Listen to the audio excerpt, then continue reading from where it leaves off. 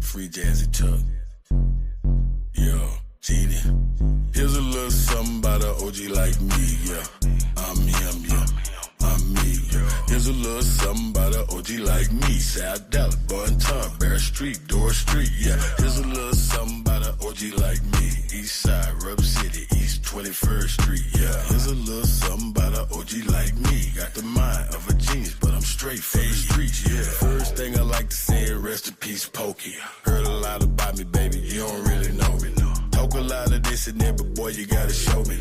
I ain't looking for nobody, pay me if you owe me. Make a lot of sense, everybody gotta listen. Rock with Donald Trump, why? Cause I'm a dollar-tician. Never did a lot of wishing, but I did a lot of whipping. Whole lot of dollar getting, pressing potty in my kitchen. In the world about to end, don't nobody give a damn. Everybody is a go, but they ain't messing with the ram. And these ladies love my flow, cause they know he's so real. You can call me Michael James or Jacoby O'Neal. Hey, here's a little story about an OG like me, yeah. I'm him, yeah. I'm me, yeah. Here's a little story about an OG like with me. Marriage, love, masturbation. Not me, no. Maybe I am him. Maybe I am Jim.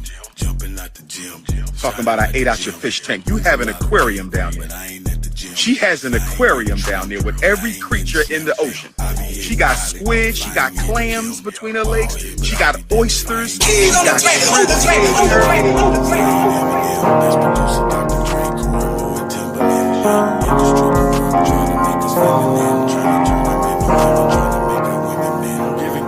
For the stats, I be beating the odds. In the blood, it be making me calm. Ride the turbines just like I'm Saddam. I'ma blow it just like I'm a bomb. In the party, it's 100 ghetto kids getting shot every Keys on the track, on the track, on the track, on the track. Cause the Christian Jews and I can still work for the Anunnaki.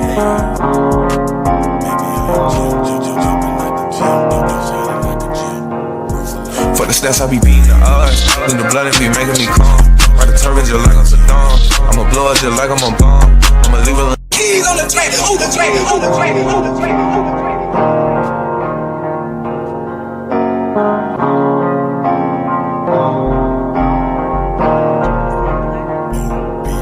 For the stats, I be beating the odds. In the blood, it be making me calm. Ride the turbines just like I'm Saddam. I'ma blow it just like I'm a bomb. I'ma leave it. Keys on the track, on the track, on the track, on the track, on the track.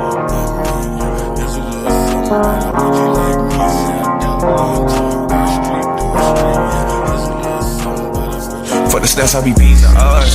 In the blood, it be making me calm. Ride the turbines just like I'm Saddam. I'ma blow it just like I'm a bomb. I'ma leave it. Keys on the track, on the track.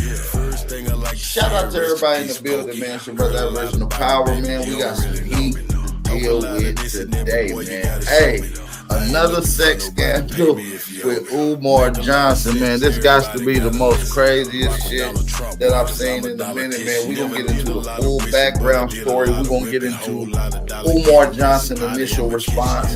We're going to get into the lady and her claims, and some other family members of Umar Johnson actually got involved in this conversation as well. Shout out to everybody in the building. We're also going to be bringing up Bro Sanchez and 607 encounter, and 607 threatens to unalive Bro Sanchez. Man, we got a lot to get into. If y'all ready to get into it, all I need y'all to do is hit that like button, thumb up the video, and support the channel, fam.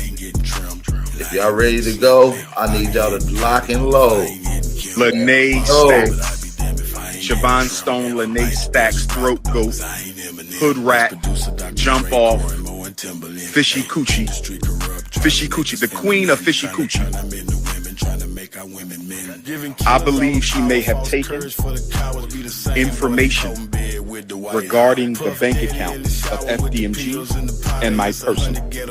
I discussed this with the attorneys. The attorneys told me that it would be in my advantage if Siobhan Stone, Throat Goat, or Pastor Bussy tries to access my personal account or the school's account, because that is a federal crime. I saw her privately 3 times inside of the same Philadelphia hotel after hours for no more than 2 or 3 hours. Lene Stacks, So we're going to get into some more of this whole conversation. We're going to get into it. So this is Big Aboriginal Power Reacts, man. We got a lot to get into. Make sure y'all smack that like button, thumb up the video, support the channel, man. Hey, man, Grand Rising, happy waking, babe. What is the word? What is the word, man? I need everybody to tap in with the tap in. Y'all should already know the vibration, man. Drop them fire emojis if my audio is good on you guys' end. Talk a lot of this and that, but boy, you gotta show me. I ain't looking for nobody. Pay me if you owe me. I want to make sure that my audio is good on you guys' end. Rock with Donald Trump, why? Cause I'm a politician. Never did a lot of wishing, but I did a lot of whipping, whole lot of dollars. So let's get into it, man. Umar Johnson has the worst. The worst of luck when it comes to his so-called freaking queen. And just to get into a little bit of that, let's just play a little clip right here. About an OG like me, never told on the soul, not you, not me. No, maybe I am him, maybe I am Jim. Jumping out the gym, shining like a gym. Move a lot of weight, but I ain't in the gym. I ain't getting trimmed, I ain't getting slim. I be hitting Kylie if I ain't hitting Kim. Ball head, but I be damned if I ain't getting trimmed. I ain't the best rapper, cause I ain't Eminem. Best producer, Dr. Dre, Corey, Mo, and Timberland. Industry corrupt, trying to make us feminine. Trying to turn them into women, trying to make our women men. Giving killers all the power, false courage for the cowards. Be the same boy they call in bed with the White House. That's not always true. That's not always true, Mark. Anyway, he always trying to talk about other people's money. He ain't got no job. Let me swear for this. Always talking about somebody else's money, but ain't got no job. This is the part I want y'all to see right here. Yeah, people getting up leaving. They're like, we don't want to hear this shit. He just wants to sit on top of the block and be worshipped and praised for what he got. Okay, this is Umar projecting. He don't want to invest in no other black person because the ego says if you help another brother, if you help another sister, here's a little something about an OG like me. I'm me. Here's a little something about an OG like me. South Dallas, Boytown, Bear Street, Door Street. Yeah, here's a little something about an OG like me. East Side, Rub City, East 21st Street. Yeah, here's a little something about an OG like me. Got the mind of a genius, but I'm straight from the streets. Yeah, first thing I like to say, rest in peace, Pokey. Heard a lot about me, baby. You don't really know. Now look, I'll let it play. now the lady comes up and starts yelling at Umar Johnson in the next couple seconds. I want y'all to pay attention to this. We're going to break this whole thing down. It's a lot to get into. It is a lot to get into. Y'all know I'm the hood journalist, and once I get onto a case, man, we got to break it down to its rawest finite. And so we're going to get into it. Let's go. I'm screaming. You can call me Michael James or Jacoby O'Neal. Hey, here's a little story about an OG like me. Yeah, I'm him. Yeah, I'm me. Yeah, here's a little story about an OG like me. Never told on the soul. Not you, not me. No, baby, I am him. Maybe I am Jim. Jumping out the gym, shining like a gym. Move a lot of weight, but I ain't in the gym. I ain't getting trimmed. I ain't getting slim. I be hitting Kylie if I ain't hitting Kim. Ball head, but I be damned if I ain't getting trimmed. Look, they like, get her. Look, this is one of the ladies that I guess he's used to dealing with. Now, no offense to the lady. Some people like them are the biggest of the back. Now, watch your boy eyeballs as she walk by. Now, watch the people. He's slick. It's 100 ghetto kids getting shot every hour. Hit a certain tax bracket, here come Illuminati, cause the Christian Jews and Haggies still work for the Anunnaki. Keep threatening. Now, I ain't nothing. Shout out to the Empress. Some of them like them big. Move a lot of weight, but I ain't at the gym. Somebody said, Bab, you got music playing over. I ain't got no damn music playing. I got music playing. It ain't supposed to be no music playing now. That's crazy. Let me run this back a little bit. I don't know what the hell is going on. Drop a fire emoji if you guys can hear me, man. I don't even. What the hell is going on? Mic check. Goddamn, they playing with my algorithm this morning, man. We in the studio with it today, man. What's going on? Those of us at the bottom gotta work harder. You gotta Stop screaming. Black people. Crazy. I'm telling you this. You don't get it. White people don't have to worry about putting in the work because their slavish, exploitative, disgusting ancestors already laid their foundation for it. How is the foundation laid? There you go. Now, this is one of Umar Johnson's concubines, and she walk in strutting her motherfucking stuff with one of the biggest backs. Now, no offense to the beautiful empress. Some people love them with the littlest backs or the biggest backs. Either way, you like them. You understand what I'm saying? But notice her gripe is with Umar Johnson. And watch how she came in. Now, listen to this. That's her you hear yelling in the back. Laid their foundation for it. How is the foundation laid? There you go. She said, how was the foundation laid? Now, as she struts in, I want you to pay attention to the lady behind the lady that's in the blue. I want you to pay attention to the lady that's in the blue that's trailing behind the lady that's confronting Umar Johnson, because I think she might laid their foundation for it. How is the foundation laid? There you go. I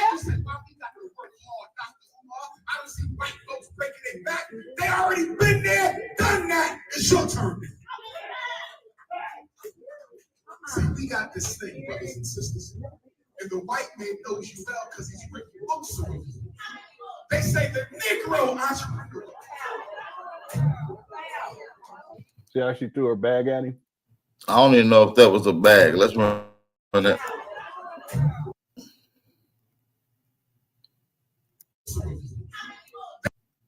They say the Negro entrepreneur. Yeah, that's definitely a bag. Look, you got the little the Pan-African security guards, King Kaz, Nak, YK, and Sean P. You understand what I'm saying? They ain't gonna help much. You see what I'm saying? But Umar has the worst of luck with women. This is not his first vixen or scandal dealing with some type of sex scandal. We got this thing, brothers and sisters. And the white man knows you well because he's written books on you. They say the Negro entrepreneur. See how she threw her bag at him?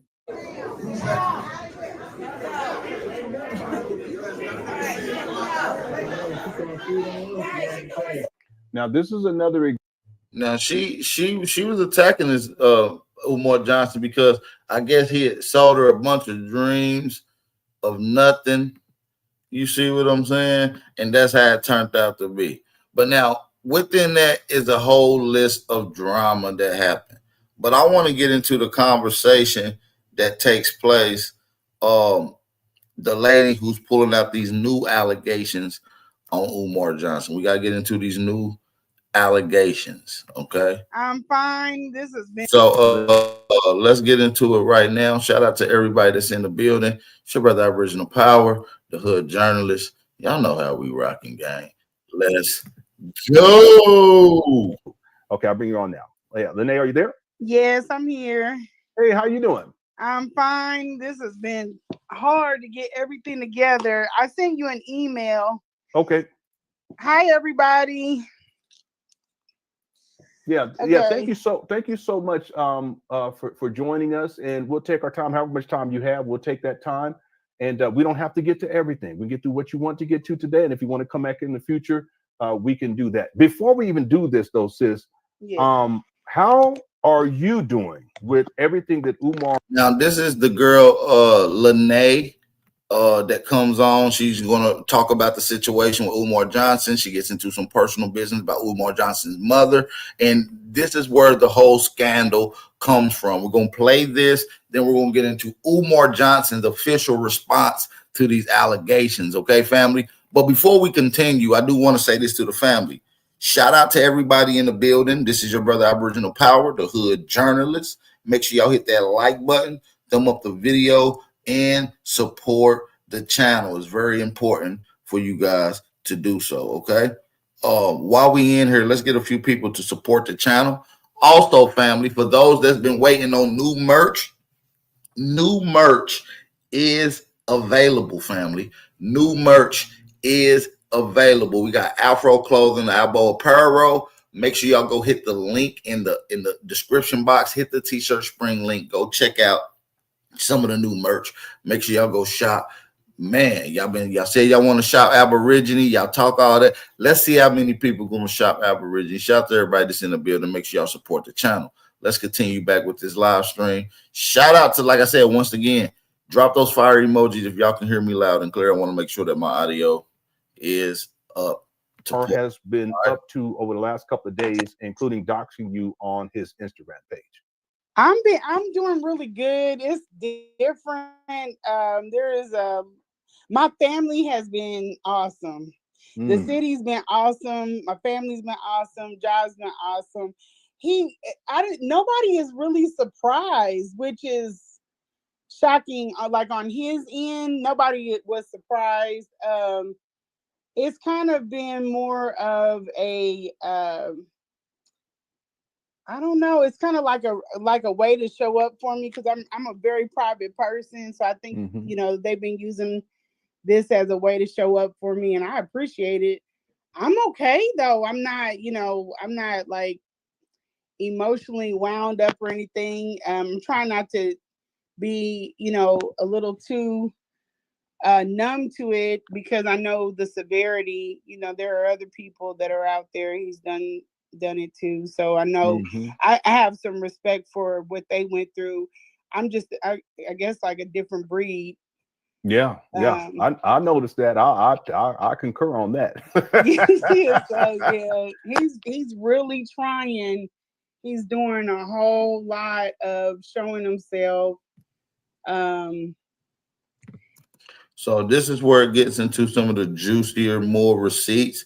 So make sure y'all pay attention. We're going to get into some of those right now, however those align. All right, let's get into it. Shout out to everybody that's in. I will say that it's also kind of a determining line, like, I don't want to say good and evil. It's just it's a lot. It's just a lot of different people have opinions on it, and I don't want to like drag anybody else into this, but there were a lot of people that felt very strongly, a lot of women that felt very strongly about what he was doing. It's taught me a whole lot, because some of the things I was kind of like, oh well, who cares? But they're like, no, you don't understand how serious. And I'm like, oh, okay.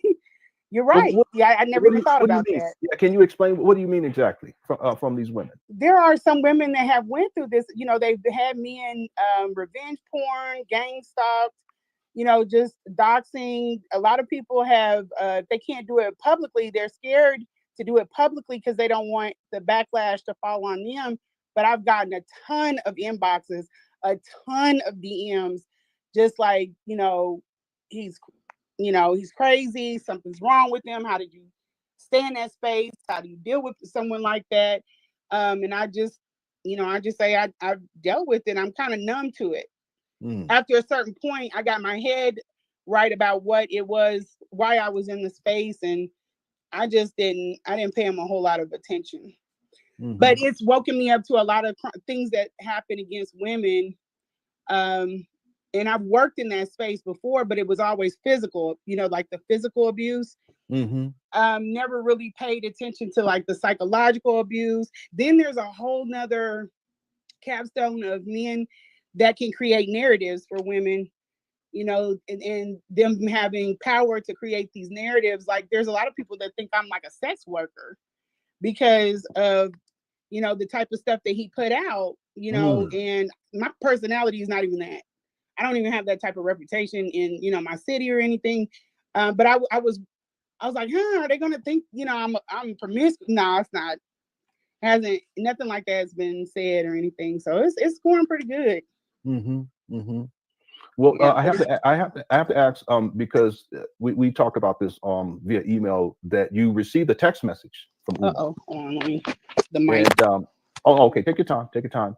That you received the text message, and Umar thought that he was sending the text message directly to your son. Yeah, can you explain scary. Yeah, can you explain that? Well, I can pull it up too, but can you explain that to the listening audience? Yeah, so I have 3 different phones. One phone I dedicated because when I went out to Philly, my phone number, so one of my phones is jailbroken, which somebody like me should never have a jailbroken phone, but I have one. It's an iPhone. Explain what that means. So basically, it does more than a normal phone is supposed to be able to do. And that is to accommodate some of the work that I do on the side of working for my employer. So with that, when I was out of town, some way my phone stopped picking up the SIM card and it was stuck in SOS mode. So I had to get a Philadelphia phone number. When I got the Philadelphia phone number, I just dedicated that phone to Philadelphia, like to him, because I couldn't really use it anywhere else. I didn't want anybody to really have that phone number. And then I have 2 other phones. I have one is for, my job, and then I have another phone for something else. But yeah, he thought one of the phone numbers that I gave him when we were doing the event, he thought that was my son's number. And my son has a completely different number. So he texted that to my son. My son never reached out to him. He just brought him into the situation. Like he was looking for somebody to kind of allyship with, which that was the wrong person. We are very close-knit family. And he sent the text to my phone, and I was like, wow, if my son would have gotten it, I wouldn't have liked him to get, yanked into this. But my kids are barely on social media. Like they go on there. They're not like social media kids. None of us are really. But he sent and you can show it if you have it. I'll pull it up. I figured you just had it. But it's scary. Like, why would you send that to a young man? Yeah, especially where his mother's concerned. Yeah, let me read. I'll read this a little. Your mother had. Let's read this a little bit. It said, "Good evening, sir. Your mother attacked me on YouTube by going on my #1 haters platform and discussing my mother's personal business. My mother is innocent, and your mother had no right to target my disabled mother by conspiring with my hater. I've never had anyone violate my mother in my life. I'm sorry you're in the middle of this, sir. My family is very angry. This will be addressed one way or another." Umar Johnson. She was her and the daughter were one of the underlying reasons that I wanted to say something about him. If you notice too, this number is not in this phone anymore. So it's like, it took me a while for it to register because, like I told you before, he was sending people into my space, like his supporters. He would have them sending me threatening messages. And I had gotten rid of all of those, but I brought them back up because I forgot that deleted messages, it holds them. Yeah. But so this, I had completely took him out of that phone. I used that phone for something else. So when I got this number, I was like, wait a minute, how did somebody from a 215, how did they get this number? Because it's, it's used for something else now. And then it was him. But yeah, he just, something's wrong with this dude. Yeah, it also says, I've never had anyone violate my mother in my life. It's not that you violated her, you were taking care of her. Yeah, I didn't violate her. And he's just trying to manipulate the situation, like the story, so that he can create a narrative. Yeah. Just like with putting out that my son, and I was trying to get in touch with his teacher so that I could get her just to send a voice clip or something so that people wouldn't think that I skipped an IEP. He's trying to make out like I just checked my son off. Yeah, can you explain? Like he's mental. He's mental. And I'm just gonna let him stack up against him. Because one thing about it, when you have a good reputation, that is really hard to squash. I've never missed an IEP with my son. That's one thing. And then the other thing,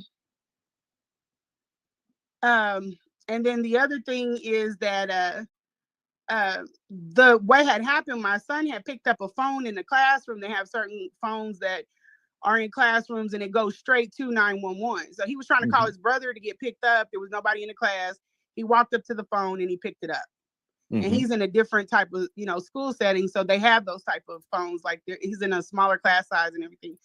So he picked up the phone, and it caused the paramedics, the fire, everybody came out. And he got in trouble for it, but he didn't know. But he got in trouble for it. They wanted me to come in, and this situation was not like where he was trying to. He just needed to have somebody come in. They knew that I was out of town. That's why on the letter it was caretaker. And it went to the school, talked to them. They were like, he doesn't need to pick up that phone anymore. And they swore he knew about it. He said he didn't know about it, but yeah. So you did say he got in trouble for that, though, even though he didn't know, right? Yeah, he got. Yeah. Well, he didn't get in trouble like that. They just needed to talk to me, because the next time it was a suspension, because they get fined for sending out, paramedics and fire trucks and all of that for no reason. Right. The school picks up a fine. So they gave him the benefit of the doubt. He got in trouble from me, but he didn't get in trouble from the school. Yeah. But the next time, just to make sure, the next time they understood, I would be paying that fine, and he would be some serious Dutch. Yeah. Because that ain't cheap. So what now? Just for clarity, quick chat. What she's referring to is that Umar, he spun a whole other narrative about what took place, because it's basically about a phone. What Umar does is he posts this on his Instagram page. So I have it up here. I don't know if you can see it, sis, but let me read what Umar stated here.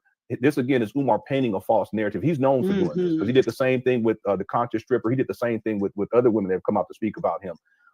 Umar says this woman, and then he gives your information. I'm sorry to get back to this. If you don't mind, that's let me okay. go ahead. It's already it's okay. I know, but I know have you protect me good, but yeah. Yeah, if you don't mind, let me just go. I'm going to do that anyway, just because that's how I am. So before and we'll come back to it. Let's go back to this right here. And what we can do is this last part. If you can respond, and while you do this, I went in on him on that. I couldn't help it, because that is like you coming. I've never contacted, even though I have numbers, I've never contacted anybody about him or about his mother's situation. I never contacted them after the fact. I didn't have those phone numbers when I was taking care of her. He just left me there, no, contact person. If he got hemmed up somewhere or something, he got into a car wreck, one time, he never left any like emergency contact. I wasn't taking care of her at that time, but still things happen, and I have your mother under my care. If something happens even to her and we can't get in touch with you, there's no contact number.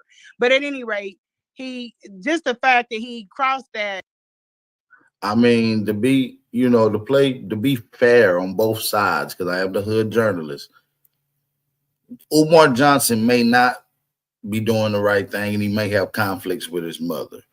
But her medical situation, and you're hired to take care of her for medical reasons, you can't disclose any of her medical information to anyone in the public. That is a violation of HIPAA. And you directly signed on and took on that oath to not violate that policy. So that is grounds for a civil lawsuit as far as breaking the HIPAA law. That's a big law to break. Lying and contacted my son, that was too much. Yeah, he said here, I've never had anyone violate my mother. We've already addressed that. Then he says, I'm sorry you're in the middle of this, sir. He's not in the middle of anything. Yeah. Like he doesn't know anything about it. And he knows now, but at the time he didn't know anything about what was going on, because my kids aren't online. I got different kids. My kids are out fishing and hiking. They don't. My kids be touching real grass. They be hugging trees and touching grass. They do not care nothing about what's going on. Yeah, that's awesome, because kids, my kids too. They be on their phones. And even with that, they're on different like things. They're not on the social media. Like just when I was telling him, even when we were doing the event, it's kind of hard to. We had a whole theater, that someone trusted me with, and I appreciate, them letting us use it. But we had a theater. It was hard to fill up those seats, and he was, his ego makes him feel like he's just this biggest thing. People didn't know who he was. Oh yeah, yeah. It was like we were trying to give him, kind of like this pitch to try to get it filled up for him. We was really working. Yeah, Who's he really say working for him. yeah, but he say he the most requested scholar. Well, we gonna see about that today, because Yeah, that's real tough. The stuff that I sent you, we did a whole lot to try to make that, the best, because we took it on.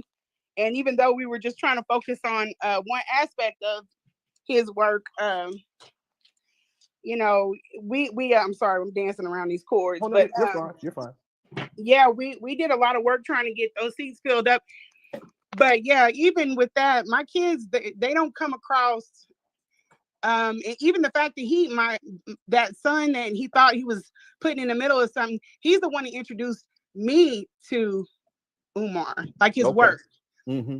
So he came across it being passed on something else. It was not on the regular platforms. So. And then the last thing he says, my family is very angry. This will be addressed one way or another. That's almost like a veiled threat. Yeah, I'm not worried about none of them. Mm-hmm.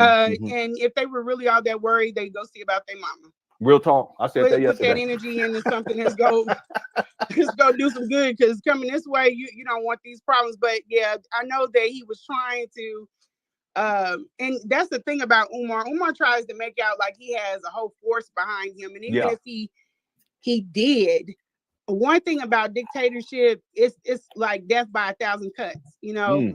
You have nicked so many people and hurt so many people and done so much grime. People hold that resentment, and when it's time to, when you take a knee, that's when they're going to dogpile you. Mm-hmm. And he has hurt a lot of people and done a lot of evil, so that's why he stays in drama. It's still people that are in Philadelphia that have issues with him. He's not. No, that's true. Loved in that city. Mm-hmm. Not by what I didn't go out there even when I was in my time alone. I wasn't going around, trying to like tell people that, oh, I'm up here with, no, he's not a flex to be around or to be up on. He's not that guy. So I kept all of our dealings and everything, and I've even told the guy. So we're going to skip it up just a little bit because we're about to get into Umar Johnson's living conditions. Before the tragedy hit. So it was going to be Umar and then a few other people behind him that were lined up to do events. But after that tragedy, it kind of halted everything. So I wanted to speak on that. But yeah, his family being upset, I'm not worried about that. Yeah, but he may just be saying that may not even be true, because he's painting the narrative here too. So, because I just can't see unless they're immune to it. Where I was talking to my girlfriend, she was like, some people live like that and they're immune. But I don't think that he is, based off of the video that you showed before, because he was trying to say he was moving. He's in a process of moving. That shows like, you kind of know that this space is messed up. So are you just lazy, or maybe he doesn't? I don't know.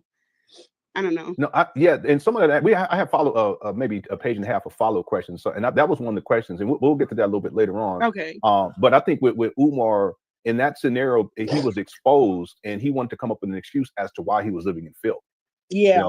Now, if he wasn't exposed, I think he's perfectly comfortable in that, because that's a pattern of behavior for him, living in filth. Yeah. Right? Yeah. So it may not. He may just be immune to it in the sense that it doesn't register in his mind. And like you had said in the first interview, he may have been raised in that type of scenario anyway, and it's just something that doesn't register in his mind. Yeah, because just even looking at some of the stuff in the house, I was just like, it's been a long time since some things have been turned over in this home. So yeah. What do you mean? What do you mean by that? So, some of the things in the house. Just walking into it and looking at like the condition of the sofa, looking at the condition of the chairs. He did tell me that he needed to have like he wanted me to decorate, or he wanted me to come in. The condition of the chairs. What was wrong with it? Things in the house. Just walking into it and looking at like the condition of the sofa, looking at the condition of the chairs. He did tell me that he needed to have like he wanted me to decorate, or he wanted me to come in and fix things up and everything. And hey, that's my thing. So I was like, I was on it. So he kind of sets you up with these false narratives, and you're not understanding that it's really him trying to protect himself. You're actually thinking that he's really interested in doing these things. He just wanted to make out like he was aware that the house was bad, it had issues, and he was willing to change it, or he just didn't have anybody to change it. You know. Did he tell you anything about the condition of the house before you got there? He said some people think he's a hoarder. Like, what do you mean? Can explain that? What was the context? Were you guys texting or you were talking? No, we were on the phone. We had a really long phone conversation before I actually got out there. He was trying to prepare me, and honestly, I was in a mind frame that I don't judge. Like, I mean, it's a lot going on with this whole Umar Johnson situation. It's a lot to take in. You see what I'm saying? No funny shit. And as you break it down, Umar Johnson does a full response to this video and to her last video that she had put up. So I think we're gonna get into both of those. So let's get into those conversations. Shout out to everybody that is in the building. Make sure y'all hit that like button, thumb up the video, and support the channel. Y'all already know the vibes. It's your brother Big Original Power. We're here to barbecue a little bit. You feel what I'm saying? We're here to barbecue a little bit. All right. So let's get right into it. Shout out to everybody that's in the building. Keys on the track, on the track, on the track, on the track, on the track.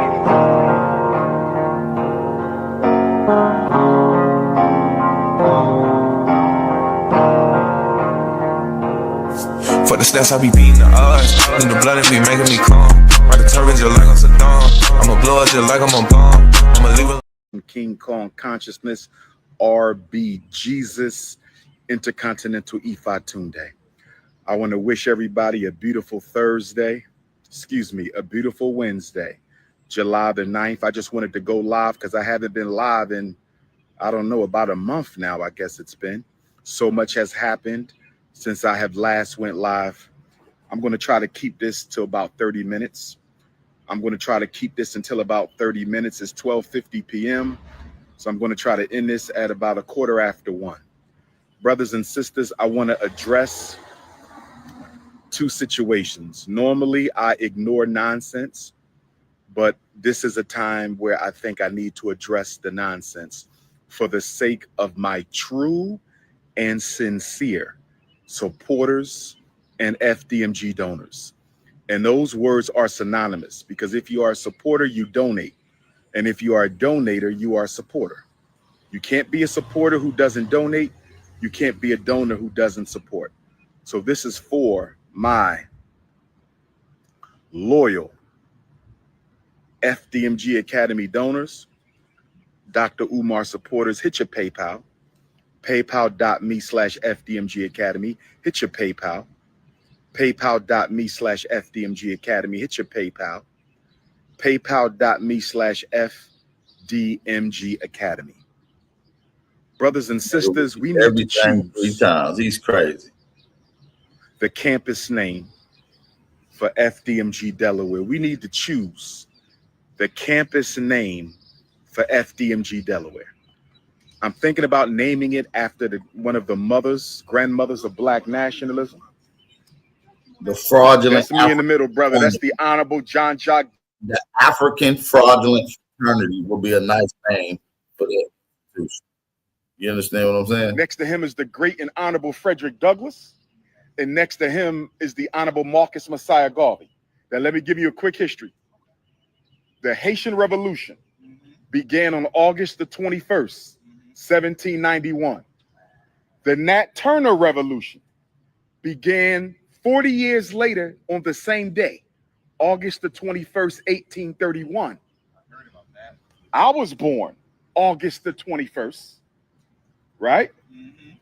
Frederick Douglass, who I'm related to by blood, okay? We are both descendants of Isaac and Betsy Bailey by blood. Frederick Douglass escaped from slavery out of Baltimore through Wilmington, Delaware. It's good to see you, brother. It's good to see you, my beautiful African queens. How y'all doing? That's right. You know, I fucks with you. I appreciate that. Stay with me.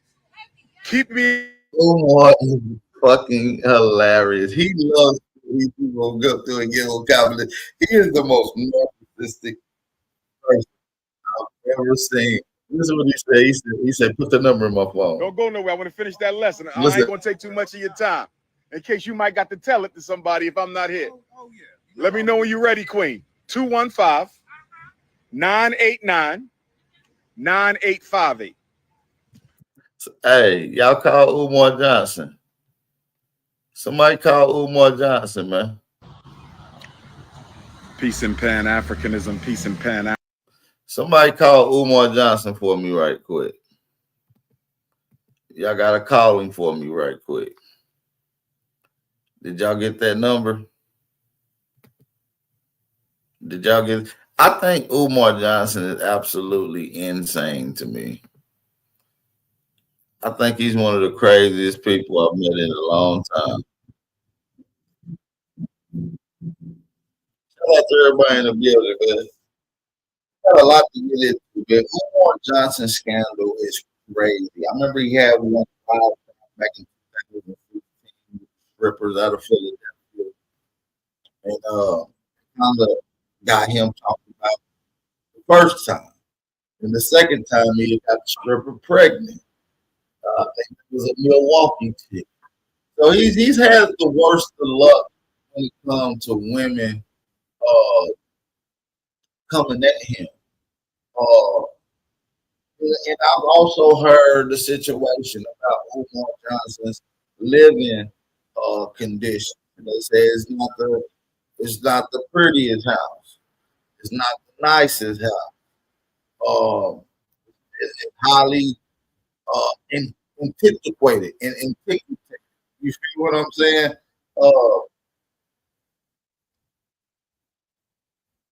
They said it's hoarders, a lot of hoarding. You feel what I'm saying? I've heard several different things about the brother Umar Johnson. And like I said, his school is in Delaware. I'm always frequently in Delaware throughout the year or in the area. I could go by his school and do a live stream just to see if we can catch him up. I would love to go by there and do a live stream. But yeah, man, let's get back into the conversation. I'm gonna run it back just a little bit. So we can get to what he was talking about, the school and everything. We'll be right back in just a second. It's your brother Big Original Power, and we're reacting to the keys on the track, on the track, on the track, on the track, on the track.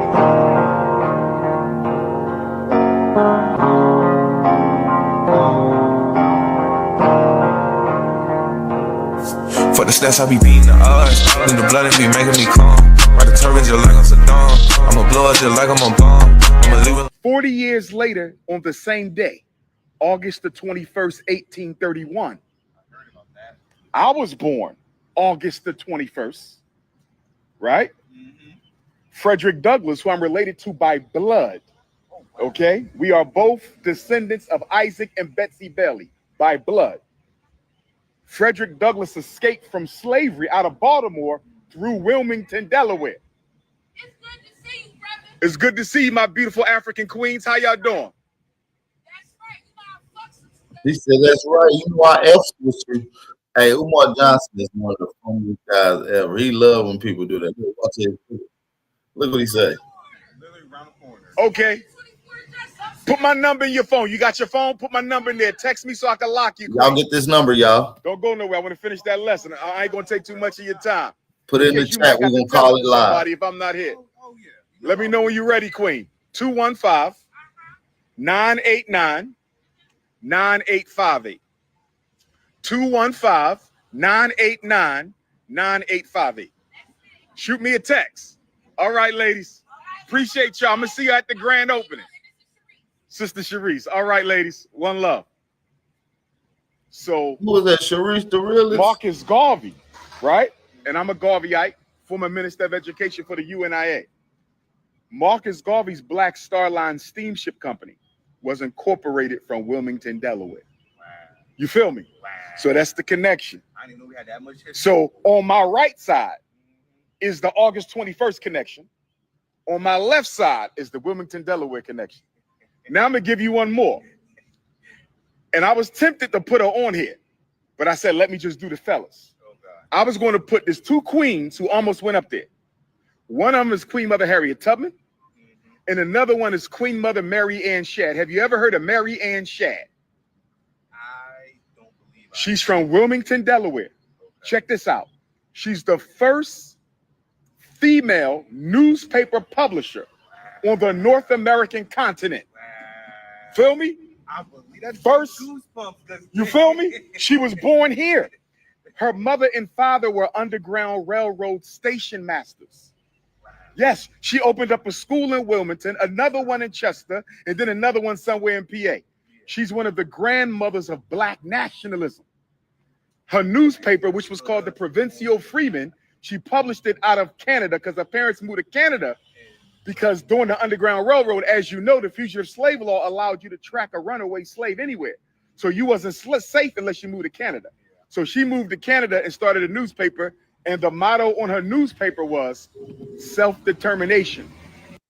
Umar Johnson is diabolical when it comes. Like, nobody's feeling this African rhetoric, man. This is just the fall of Pan-Africanism, and as far as it goes, and he's like the last standing staple of Pan-Africanism, and we're watching it dwindle in front of our eyes, family.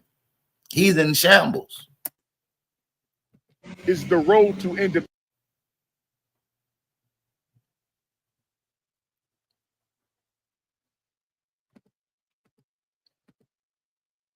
Pan-Africanism from Chambersburg, Pennsylvania. That's where I went to high school, Chambersburg, Pennsylvania. So Mary Ann Shadd almost went up here because I'm building the school. She built the school. You feel me?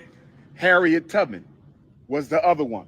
Even though Harriet Tubman was from Bucktown, Maryland, she spent a lot of time in Wilmington. Why? Because her main financial supporter was a man named Thomas Garrett, white guy, Thomas Garrett. He's the one who gave Harriet Tubman the horse and carriage she used to free her mother and father. Guess what day Thomas Garrett was born on? August the 21st. You feel me? So I'm going to do another mural. I'm going to do another mural with the queens.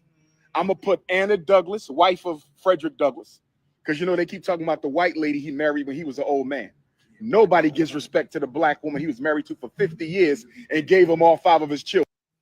That is true, though. They do always bring that point up. But listen, shout out to everybody that is in the building right quick. Make sure y'all smack that like button, thumb up the video, support the channel. We got a lot of topics to get into. We're definitely going to explore and go into deeper details about this whole Umar Johnson sex scapegoat scandal. Shout out to everybody in the building. If you're in here rocking with your brother, Aboriginal Power, the hood journalist, share the live stream, man. Also, for those that has been waiting for the last year and a half, we have new merch available, you guys. If you guys want to shop and support and get y'all some new merch from Big Aboriginal Power, go to the description box, hit the t-shirt spring link, and go ahead and shop, man. Leave a comment, man, after y'all purchase some merch so we know who y'all are, so we can shout you guys out as y'all purchase, man. Shout out to everybody that's in the building. Let's keep this thing going. It's your brother, Big Aboriginal Power, and let's go. You feel me? So I got to do Anna Douglas. I'm going to do Amy Jakes Garvey, Marcus Garvey's widow, right? I'm going to do Harriet Tubman and Mary Ann Shadd. And of course, you know, Bob Marley used to spend time in Wilmington, a few blocks away. So Garvey got a Wilmington connection, and then Bob Marley got a Wilmington connection. Yes, sir. Yes, sir. Yes, sir. Yes, sir. And let me go education. You familiar with the Brown versus Board of Education Supreme Court decision 1954, right? Mm-hmm. When they overturned school desegregation. Well, that case was a composite of lower, smaller cases. Did you know that one of the cases in the Brown versus Board of Education Supreme Court case that overturned segregation in 54? Umar Johnson, are you going to address the sex scandal or not? You don't want to talk about it while these people around. That's all that is. You're trying to keep it on some information. You can talk about this house that you allegedly got all this ordering conditions going on. Let's deal with you arguing with the throat goat that you met up with at the Days Inn down off of Penn's Landing. You heard about it. We're gonna get into the full details. And not only did the lady who's actually making these claims, Umar obviously is going to address it, and a family member of Umar Johnson actually gets into the situation. I need you guys to bear with me. Then we're going to get into the 607 up threatening Bro Sanchez on live to unalive him. He said, I will unalive you. That's what 607 up said to Bro Sanchez. We're going to get into that after we get into this. Make sure you hit the like button on the video, support the channel. Don't worry. I'm always here. Okay. But once we open up and we do the grand opening, which I'm hoping will be before this year ends, you feel me? Yeah. The only thing left for us to do is to get the tiles put on the floor. And we got to get our classroom doors rekeyed. You feel me? New keys, because we ain't got the old keys to the classrooms, right?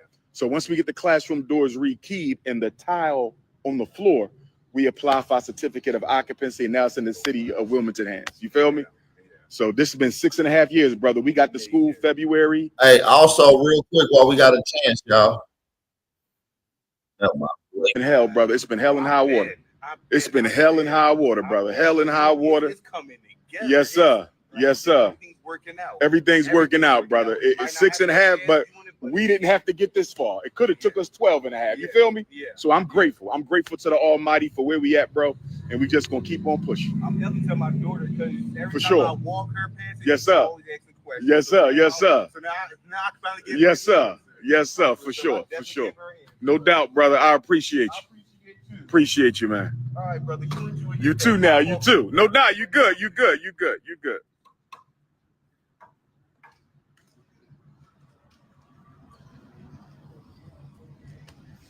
So let me get back to this. The first week of March, my travels took me to Sweden. I was in Sweden, Stockholm, Sweden. And as y'all know, while I was in Stockholm, Sweden, my daughter, baby Smurf, she decided to quote unquote expose me while I was in Stockholm, Sweden. While I was in Stockholm, Sweden, the woman who I contracted with to care for my mother turned out to be a demon in disguise and is now one of my top haters and detractors. So I just think it's very fortuitous that Stockholm, Sweden, and shout out to all my Stockholm, Sweden Africans. Thanks to all my Stockholm, Sweden Africans. I just find it interesting that my daughter and this Kansas City hood rat, that both of them were in the works against me at the same time. Now, I do care for my mother, who I love more than anything in this world. And for those of you who care for your parents, you understand where I'm coming from. This is information that I didn't want to share, but I think it is appropriate to the conversation. And if I don't finish this conversation now, I'll finish it later because we do have some things getting done today. So, I do not know if my firstborn is still with us in the flesh or not. People have been texting me that she may have unalived herself. God forbid. I'm going to hope for the best that no such thing has happened. And I'm going to speak to baby Smurf's situation in a minute. I'm going to speak to that. But I just want to lay the groundwork by saying that all of this began while I was in Stockholm, Sweden. All of this began while I was in Stockholm, Sweden. All of this began while I was in Stockholm, Sweden. So I've been taking care of my mother for the past 7.5 years. Spring of 2018. Many of y'all know that in January of 2018, after returning from my second trip to Japan and China, in January of 2018, after returning from my second trip to Japan and China, I had to stand trial with charges that were put upon me by the Pennsylvania State Board of Psychology that were motivated by YouTubian struggle streamers and Dr. Umar detractors. Y'all remember that? Well, shortly thereafter, my mother was hospitalized. My mother has multiple sclerosis. Multiple sclerosis. Okay. She's diagnosed with multiple sclerosis. We've always known that, but it didn't begin to affect her until more recently. So, anyway, when my mother was hospitalized, I knew that I would be the child of 7 who would take it upon myself to step up and take care of my mother. All right, so let's get into it. He's getting into it. Y'all share the live stream. I need everybody to share the live stream. Hashtag Aboriginal Power. Hashtag FAP News. Let's go. I've been caring for my mother for 7.5 years ever since. I have done a great job caring for my mother. When my mother came home, she was on all these meds. The doctor got her off of all the meds. When she came home, mom had different situations going on. She got off of all that. Medications no longer necessary. I'm not perfect, but in my 7.5 years, I have done a great. Shout out to Miss Deborah too, man. Shout out to Umar Johnson, mama. You know, I live in the Philadelphia area, and I'm quite acquainted with people that's actually family members of Umar Johnson. I know his mother. I know some of his other relatives that I'm not going to name. Shout out to Miss Deborah. Shout out to her. Shout out to her. For sure. A great job with my mother.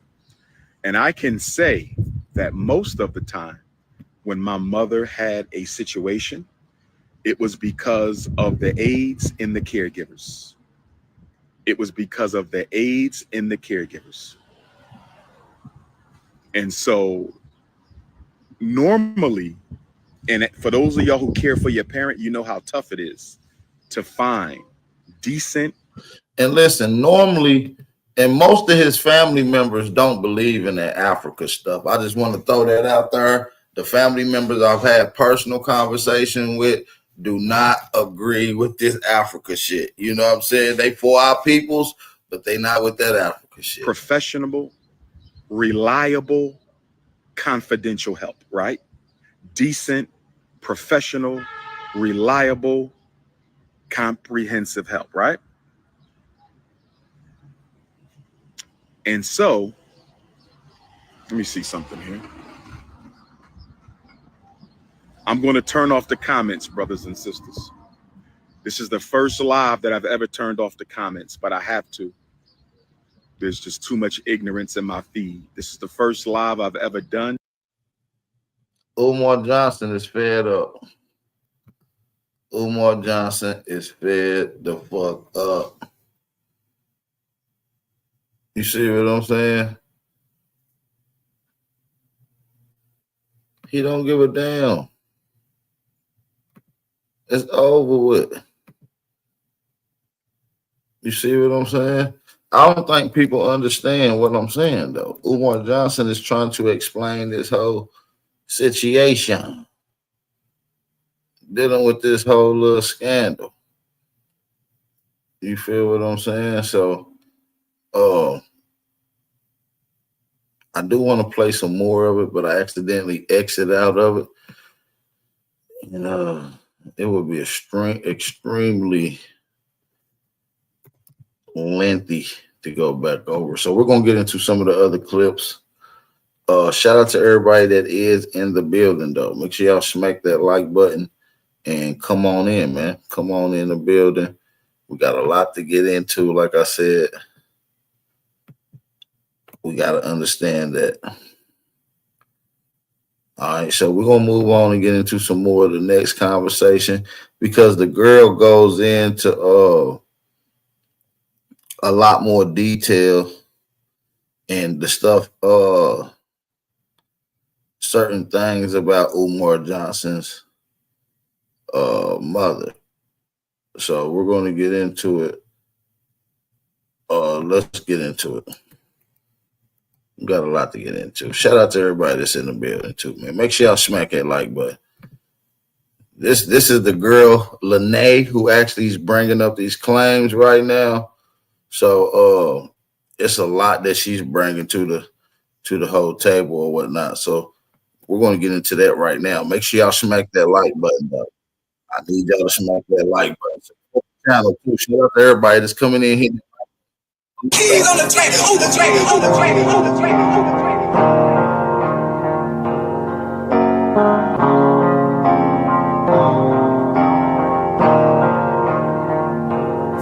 For the stats, I be beating the odds. In the blood, it be making me calm. Ride the turbine just like I'm Saddam. I'ma blow it just like I'm a bomb. I'ma leave it. Problems. My son had a Hellcat and he is like 18. He didn't have no business. No. And I was, That's right. Yeah, but I couldn't help it. He's spinning, I spin it. We was both spinning it. Then we was like, we gotta get rid of this because we're gonna go. He had like a ticket the first week. Me and his dad got on him. And then he came back. I had a ticket the next week because I took the car away from him. I said, we got to get rid of this car. That's right. Yeah, bless your heart. I knew it was something. That's how I love four-wheelers. I love just cars. I'm into mostly things like tomboy. You know, I'm a tomboy. You know, guns, all of that stuff. I love it all. Okay. Now, real quick, I interrupted you and I apologize earlier. No, I don't know if you remember what your train of thought was, but we were talking about the couch blocking off the exit from the inside, and that would be the exit that would allow her in her wheelchair to get onto the out of the house onto the wheelchair ramp that actually would lower her down to the floor. Yeah. And then so you were explaining how that's blocked off, and you were talking about where things were at in the house, where her bed is. Next to that, you know, there's the TV, and then there's the kitchen. Was there anything else you wanted to say about that? Yeah, I'm just really just what you said. If there was anything, he didn't show me how to work anything like any of those mechanical lifts. So if there was that, and he left the candle on top of the fridge burning. So if I would have slammed the fridge and he's got all that stuff everywhere, you know, I would have been in there. That is, oh my God. It was, he didn't have like, hey, if something happens, here's my sister's number. If something happened, here, you know, my brother go. You know, if you have to call the paramedics, this is how I want you to handle it. You know, there's none of that. It was just basically, good. She's covered. I'm out of here. And I don't think that it's by malicious intent. Maybe I just feel like that's the way his brain works. He's just not like when I told you about the 3 a.m. He's aloof to certain things. You know, it's like, why are you upset? Because it's, you know, it's 3 o'clock in the morning, bro. No. Do you think that Umar has had other women come to take care of his mother? I wouldn't doubt it. I would not doubt it. By what she says, I think that she was a Christian woman or is a Christian woman. Yeah. And I think that I didn't know because you know he had a Muslim. Now I didn't know she converted over or whatever. But I think she's a Christian woman, and he was bringing. From just her mindset, he was bringing women probably that were into voodoo or other arts, and she may not have agreed with it. You know what I mean? So she kept talking about witches, and yeah. And for somebody that's a devout Christian, bringing that into their home, that's serious. That's serious. Yeah, and she's not going to say, because when she was eating, I told you she was like checking her food and stuff. I was like, oh, I'm not gonna put nothing in your food. You good? Real quick, the candle on the refrigerator of all places, that's getting close to the ceiling. He's tall. Yeah. What is that? Something related to Ifa or something like that? No, it wasn't anything like that. But he's just tall, and that's like a countertop. My son does that because they're tall men. They just set things up high, and they don't consider it's hard for midgets. Yeah. Do you know if Umar's ever been reported? Now listen, this is some of the key stuff that she shouldn't have been talking about. Some of the condition of Umar Johnson's mother. That's breaking and violating HIPAA law. There's some other things that she put out on him, some other allegations we got to get into. Shout out to everybody that's in the building. This gets crazy right here. This get real crazy right here. I don't even know what to say about this. Hit that like Keys on the track, on the track, on the track, on the track, on the track.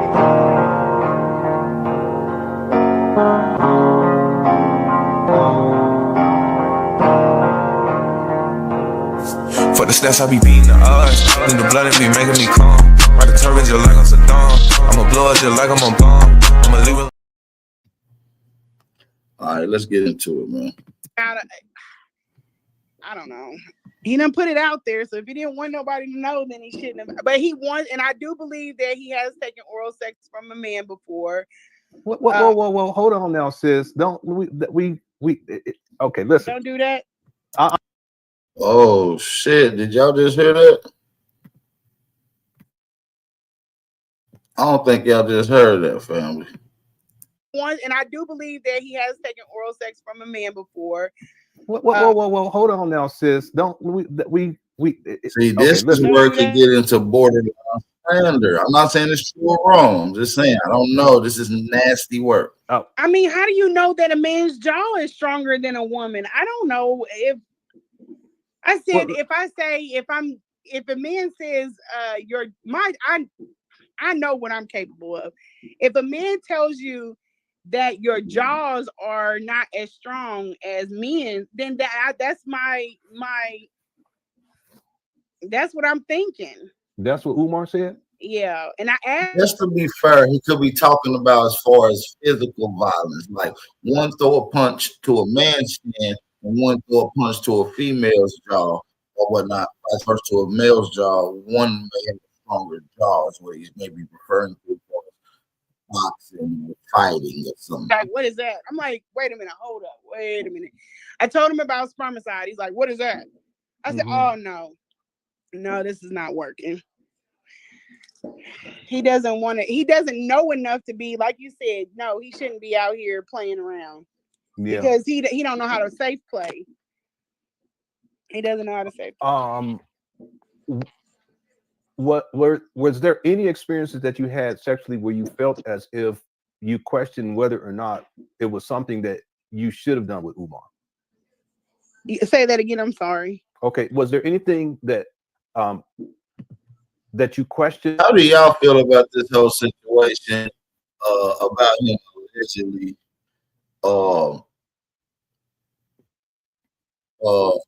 him want oral from a man with in his name to bring up those type of allegations?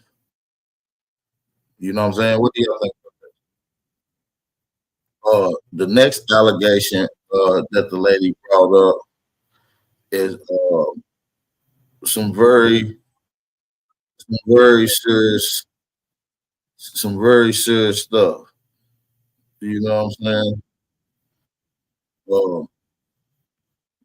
So I want y'all to listen to this right here. We got to get into this.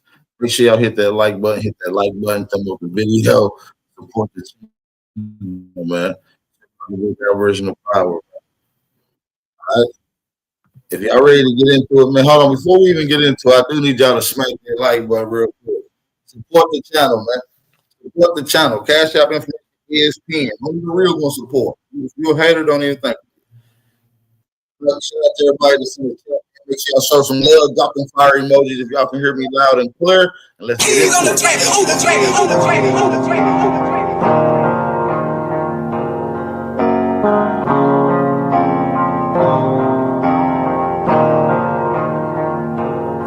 For the stats, I be beating the odds. In the blood, it be making me calm. Ride the turbine just like I'm Saddam. I'ma blow it just like I'm a bomb. I'ma leave it. We had these conversations. He was yeah like a dog whenever, when it had that bump on his lip. I asked him about that. I asked him about it again. I asked him about it in person. What did he say? He was a bump on the lip. What? Bump on his lip. I asked him about what? You were messing with, like their safety. Yeah. Because I told him, I was like, are you taking off the condom with anybody? I asked him all of these things. We had these conversations. He was yeah like a dog whenever when it had that bump on his lip. I asked him about that. I asked him about it again. I asked him about it in person. What did he say?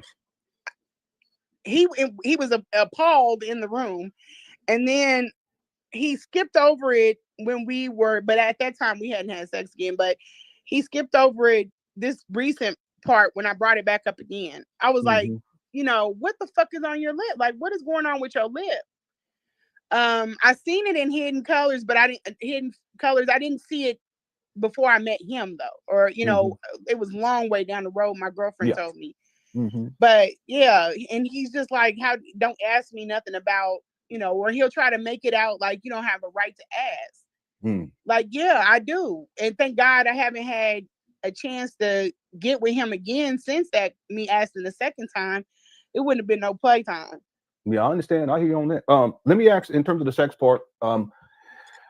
Outside of Umar wanting the menage a trois type of thing, and then also the backside stuff that obviously he's I guess has a proclivity towards. Was there anything that he attempted to do or wanted you to do that you were just not comfortable doing? Anything else? The anal was a problem because of his it's not even really his size. It's the size and the width. It's like I wasn't interested in that. And then I think that's what made him want to start playing back there. And then it became an obsession. And I was like, oh no. Oh no. I was like, well, that's his thing. You know what I'm saying? It's not even really his size. It's the size and the width. It's like I wasn't interested in that. And then I think that's what made him want to start playing back there. And then it became an obsession. And I was like, every time I was like, well, that's his thing. You know what I'm saying? Everybody got a thing if that's what he needs in order to get where he's going, you know, but I'm not somebody really interested in having. And then I'm thinking about like him eating after and stuff like that. Cause I had to tell him, I was like, go wash your hands. You just got through playing with my butt. Go wash your hands. Wait a minute. Are you saying that he would be back there playing and then go and eat without washing his hands? Yep. If I let him, he would have been.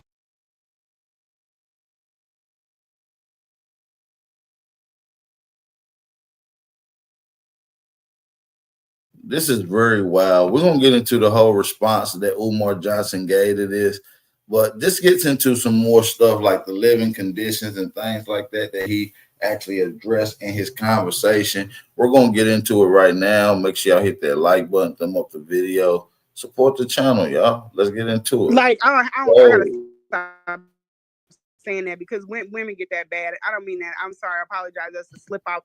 But he is very, very messy.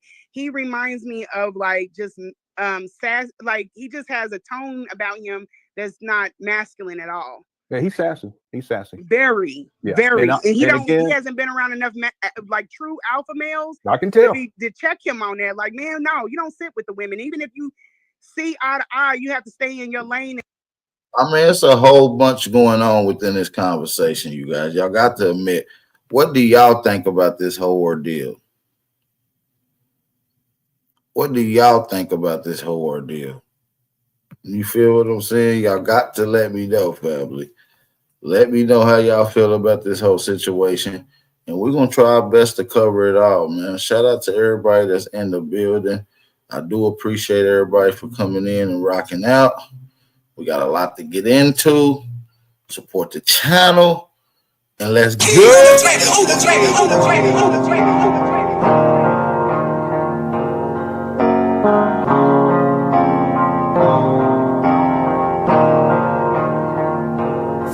For the stats, I be beating the odds. In the blood, it be making me calm. Ride the turbines just like I'm Saddam. I'ma blow it just like I'm a bomb. Hey, let me say this real quick while we in here, man. For those that has been waiting for new merch from Big Aboriginal Power, we got some new merch we just dropped last night. The link is in the description box. Make sure y'all go get y'all some new merch, man. It is one of those, so make sure y'all go represent, all right, and support the movement. Let's get right into it, man. Information regarding the bank account of FDMG and my personal.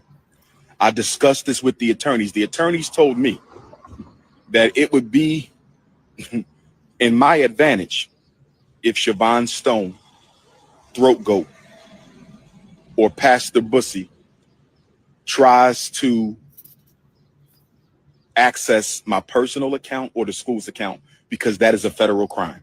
I saw her privately 3 times inside of the same Philadelphia hotel after hours for no more than 2 or 3 hours. Lene Stacks, Siobhan Stone, Lene Stacks, Throat Goat, Hood Rat, Jump Off, Fishy Coochie, the queen of Fishy Coochie. I believe she may have taken information regarding the bank account of FDMG. Now let's get into it. To care for my mother. I assured her that I would pay her, and I did pay her. And this is going to be important when I bring up the attorney in a minute, because I consulted with an attorney in Kansas City who told me that if I can prove that I paid her to care for my mother, then she can be charged with HIPAA violations for discussing my mother's personal, sensitive medical information without permission. This young lady told me that she would not mind coming to care for my mother. I assured her that I would pay her, and I did pay her.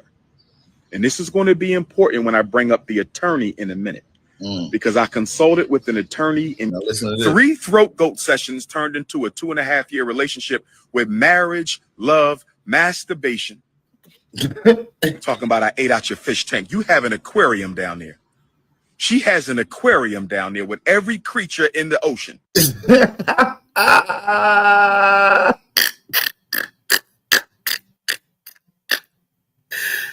You mad, Umar? I can see it in your face. He said she got an aquarium down there. She got squid. She got clams between her legs. She got oysters. She got shrimps between her legs. She got salmon, whiting, tilapia, you name it. She got it. Squid, octopus, every funky creature is between them legs, brothers and sisters. She needs a yoni steam, a yoni dream, and a yoni clean. 3 Throat.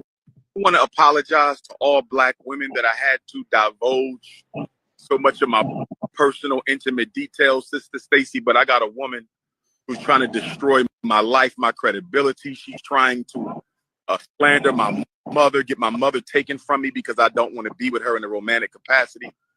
Oh my gosh. You know, but be that as it may, we don't have to talk about that. But I want to apologize to all Black women that I had to divulge so much of my personal, intimate details, Sister Stacy, but I got a woman who's trying to destroy my life, my credibility. She's trying to slander my mother, get my mother taken from me because I don't want to be with her in a romantic capacity. Oh my gosh. You know, but be that as it may, we don't have to talk about that. But I want to apologize to all Black women that I had. So we're gonna get into more of that whole conversation. Umar Johnson gets into a lot more conversation. You see what I'm saying, pertaining to this whole ordeal. We're gonna get into the live stream. All right, we're gonna get into the live stream. Shout out to everybody that's in the building, man. Can I get everybody to hit that like button? Can I get everybody to hit that like button, family? And can y'all drop some fire emojis if y'all can hear me? We're going to get the full interview right quick. We want to get what Umar Johnson got to say in detail, because that was just a few clips of him.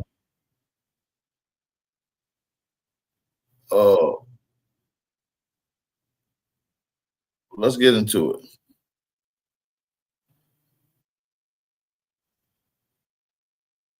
Now, listen. There's a lot of this going to allegations. So if y'all ready to get into it, hit that like button, thumb up the video, support the channel. Y'all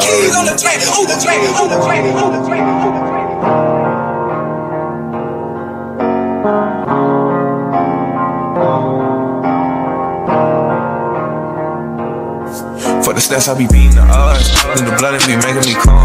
Ride the turbine just like I'm Saddam. I'ma blow it just like I'm a bomb. I'ma leave it. 215-989-9858. Let's get into it. And we had the event. We stayed in contact through text message. And ultimately, at the top of this year, maybe late last year, but if I'm not mistaken, I saw her privately 3 times inside of the same Philadelphia hotel after hours for no more than 2 or 3 hours. I repeat, I saw her 3 times in a hotel after hours for only a few hours. 3 times. There's a small chance that it was 4 times. There's no chance that it was 5 times. I'm going to repeat this. Did you need me, boss? Are you good? Okay. So I saw her 3 times inside of a Philadelphia hotel after hours for about 3 or 4 hours. That's it.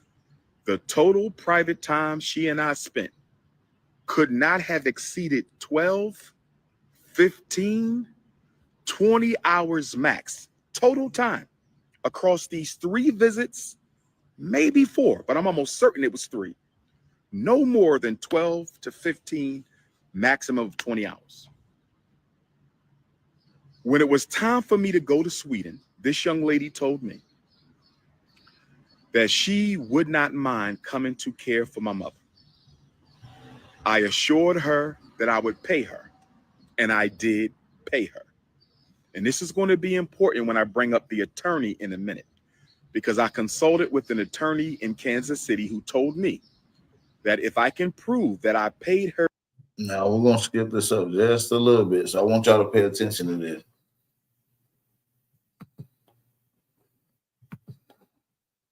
I need y'all to pay attention. Somebody said, dang, 20 hours in that Kansas City thought, this Jezebel, this jump off, this smash and grab, spent 3 times with me, not 3 nights, because I never spent the night. I never spent the night with her in my life. I never spent a night with her in my life. I saw her 3 times. And 3 times, all of which, if I'm not mistaken, were during the first quarter of 2025. 3 times, and I'm in love with her. 3 times, I want to marry her. 3 times, I want her to have my baby. 3 times, and we were in a 2.5-year relationship. Brothers and sisters. Brothers and sisters. Brothers and sisters. But it gets worse. She told Pastor Bussy.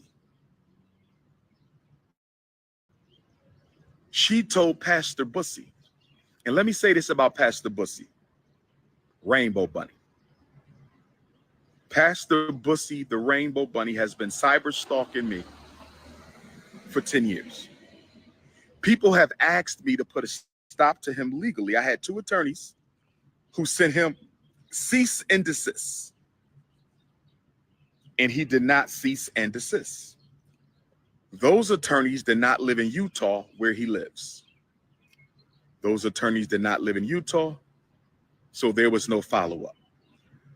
I recently consulted with a Utah attorney who told me I have a serious case against Pastor Bussy, the Rainbow Bunny.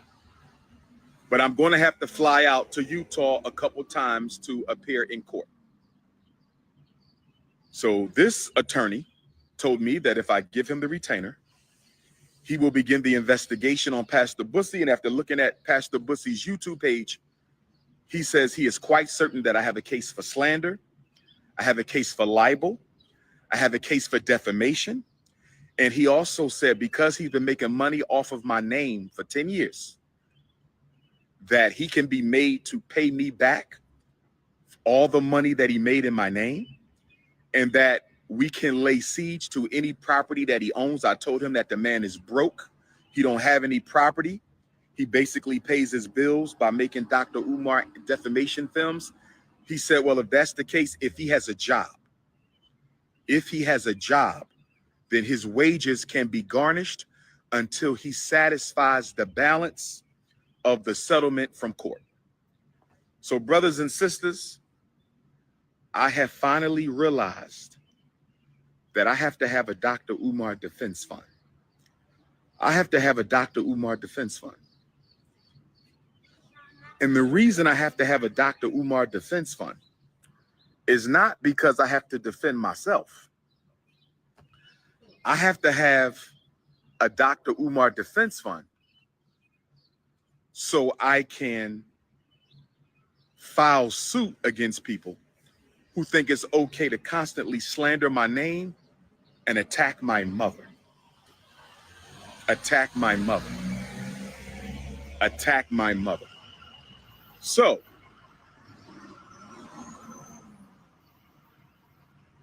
brothers and sisters, this woman told Pastor Bussy, the Rainbow Bunny, the YouTubian struggle streamer, she told Pastor Bussy that I went down on her. Brothers and sisters, I'm willing to take a lie detector test. Brothers and sisters, I'm willing to take a lie detector test. Brothers and sisters, I'm willing to take a lie detector test. When that woman, after gummy bearing my Shango stick, that woman took off her underwear, and I'm telling you, brothers and sisters, after doing what, Umar? This nigga is wild, yo. Brothers and sisters, I'm willing to take a lie detector test. When that woman, after gummy bearing my Shango stick, that woman took off her underwear, and I'm telling you, brothers and sisters, and I don't mean no disrespect to feminine energy. I don't mean no disrespect to feminine energy.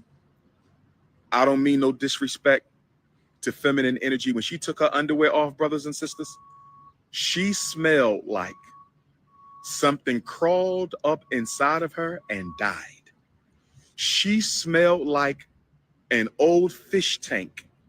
You ever smell a fish tank that somebody ain't cleaned in like 2 years? This nigga Umar is unhinged, yo. She smelled like something crawled up inside of her and died. She smelled like an old fish tank.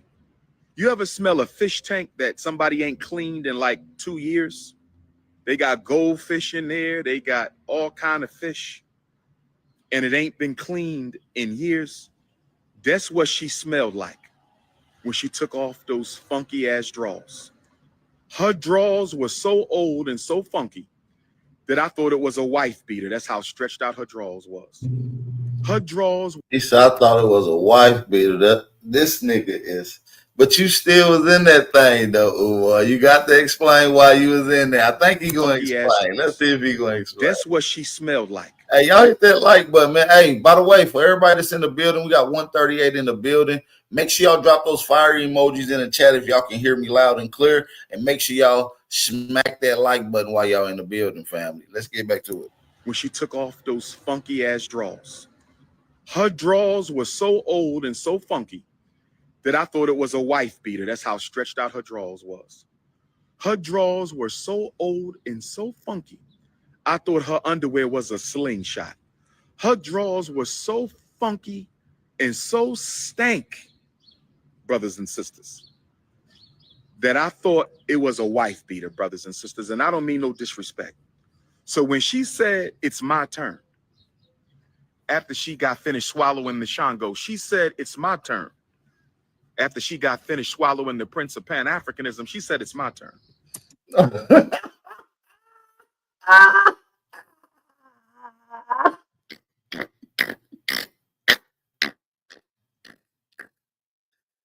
He got to be stopped, bro. He got to be stopped.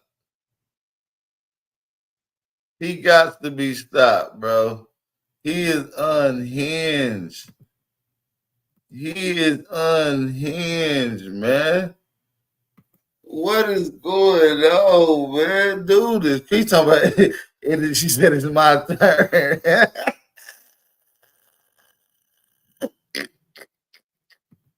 The face he making is diabolical, though. Dude, funny. Let me run this back a little bit. Drawers were so old and so funky, I thought her underwear was a slingshot. Her drawers were so funky and so stank, brothers and sisters, that I thought it was a wife beater, brothers and sisters. And I don't mean no disrespect. So when she said, it's my turn, after she got finished swallowing the Shango, she said, it's my turn. After she got finished swallowing the Prince of Pan-Africanism, she said, it's my turn. And I'm sitting there and I'm saying to myself, how do I get out of this? Because it ain't no way under God's heaven that King Kong consciousness face, nose, tongue, lips, ears, or hairline is going anywhere near that cootie cat. Brothers and sisters, listen. Brothers and sisters, listen. She told Pastor Bussy that I went down on her. I'm willing to take a lie detector test. I am willing to take a lie detector test, brothers and sisters. That woman smelled like a dead cow mixed with sour milk and menstruated underwear that was found in a funky alleyway. I lie to you not. She is so acidic. Her yoni-verse is so acidic. She needs a baptism. She needs a deep cleanse. She needs an exorcism. I think she got demons living in that bat cave. She needs an exorcism. I think she got demons living in that bat cave. She needs. This dude is insane. Umar Johnson got to be stopped at some point, bro. He got to be stopped. He is unhinged. We got a lot more to dive into. I just want to be able to get a lot of what Umar Johnson said because he only stayed live for about 45 minutes and the lady was live for about 6 hours. So it's a lot to comb through within that whole conversation. But, man, make sure y'all smack that like button. If you're not subscribed, hit that subscribe button. It's your brother, Aboriginal Power Man, the hood journalist. Let's go. An exorcism. I think she got demons living in that bat cave. I think she got demons living in that bat cave, brothers and sisters. And she thought that the world's most requested scholar was going to go down on her. Oh, no.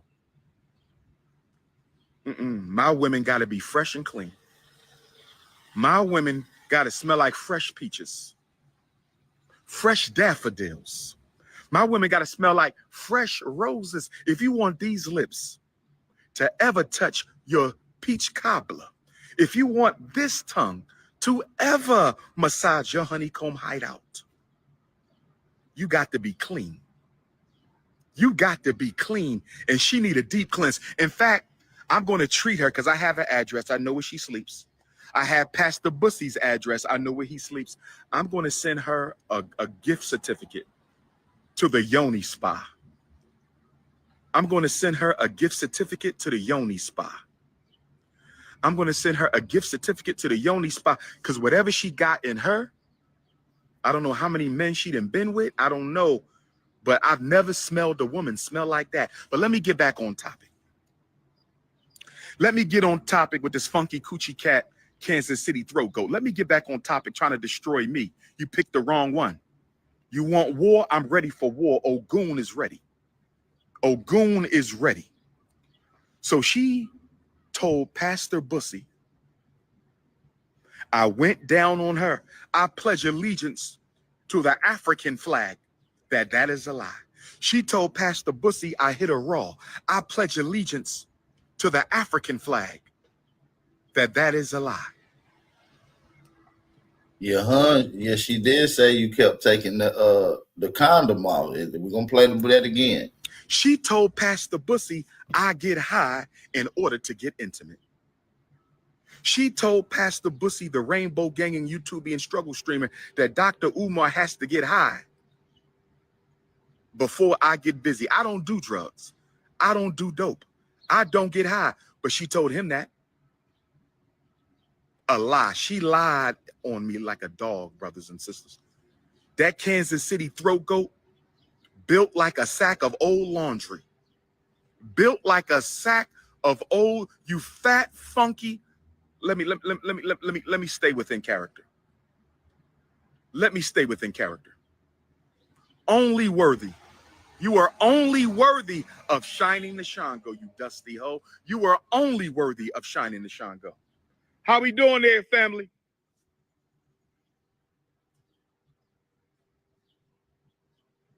So anyway, brothers and sisters, she told him that I get high. She told him I went down. She told him I went raw. That's me, my brother, Dr. Umar Ifatunde. Yes, sir. That's me, my brother. That is me, my brother. Yes, sir. Yes, sir. I'm in Delaware, brother. This is the Frederick Douglass Marcus Garvey Academy you're looking at. Yes, sir. That is me in the flesh, elder. That is me in the flesh, elder. I'm battling demons right now, but we're going to win. No problem. No problem. Wow. I'm just on my way to help my mom with her groceries. Oh, man, that's beautiful, brother. I take care of my mother. That's beautiful, brother.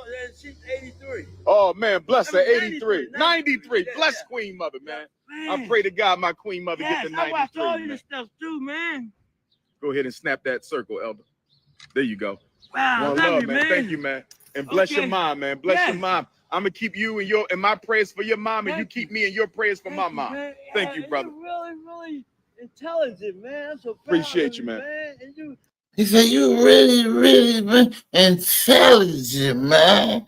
That's a drunk or a crackhead."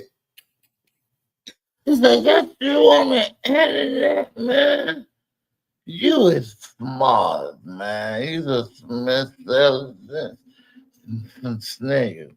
This nigga. Well, when we get this school open, we're gonna be having all kind of community programs here. My grandson, I used to take right next door. Boys and Girls Club. Yeah, when he was yes, sir. They good people at the Boys and Girls Club. School, but he been having so many problems, and I took him on the side there for his mental health and stuff. He ended up getting in trouble, ended up getting 30 years shooting people. Oh, I'm sorry to hear that. People. I'm sorry to hear that. I pray he get himself together when he get inside. I'm sorry to hear that, brother. Man, I'm sorry. I'm always here, brother. You can pull up anytime. I'm always here. We had the school for 6.5 years, elder. Wow. 6.5 years. You was part of this? Yes, sir. I'm from Philadelphia, North Philadelphia, born and raised, but this is going to be my new home, Wilmington, Delaware. Oh, man, I was coming here. Yes, sir. Yes, sir. Once we open, brother, it's going to be the place, man. This is going to be the place. Yes, sir. Yes, sir. Yes, sir. Yes, sir. Take care, man. Yes, sir. That's me, brother. That's me, elder.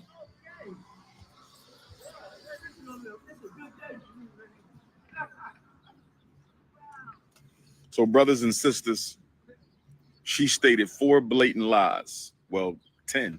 She said I loved her. I wanted to marry her. I wanted her to have my baby. 44 years old. 3 fellatio sessions, and I wanted to marry her. I want her to have my child. I was in love with her. She said I masturbated, brothers and sisters. I don't want to be foul, but she said I masturbated in order to have sex. She said he got to masturbate. Talk to any woman who's ever dated me in my life. Talk to any woman who has ever dated me in my life. Does Dr. Umar masturbate? Has he ever masturbated in front of you? Guess what, y'all? I've never masturbated in my life. God is my witness. I've never masturbated in my life. I had a wet dream in 11th grade or 12th grade. One wet dream. I can't remember if that was 11th grade or 12th grade. This nigga is a school. Pan-African, bro. Pansexualist. Freaky Man Johnson. King Kong. LBG. Grade or 12th grade. That was it. I never masturbated. I never had a need to. I'm not into that. She said I masturbated. I only saw her 3 times. So in 3 sessions, 3 hours apiece, you spent what, 9 hours with me, 12 hours in your life alone? I masturbated. I got high. I went down on your funky cootie cat, smelling like sardines and sardines and spoiled milk. Your universe smell like sardines and spoiled milk, and you saying I went down. I got high, I masturbated, I went down, what else? I got high, I masturbated, I went down, I got high, I masturbated, I went down. I didn't use a condom. And check this one out. Guess what else she said? I asked her to put her fingers, brothers and sisters. She said, I asked her to put her fingers in my rectum. Sisters, talk to any woman I've ever dated. Go to high school, go to college, go to the school district of Philadelphia, go throughout. What the fuck did he just say? Viewer discretion is advised, family. Viewer discretion is advised. Let's get back into it. Y'all hit that like button, share the live stream. Hide your kids. Hide your kids on the track, on the track, on the track, on the track, on the track.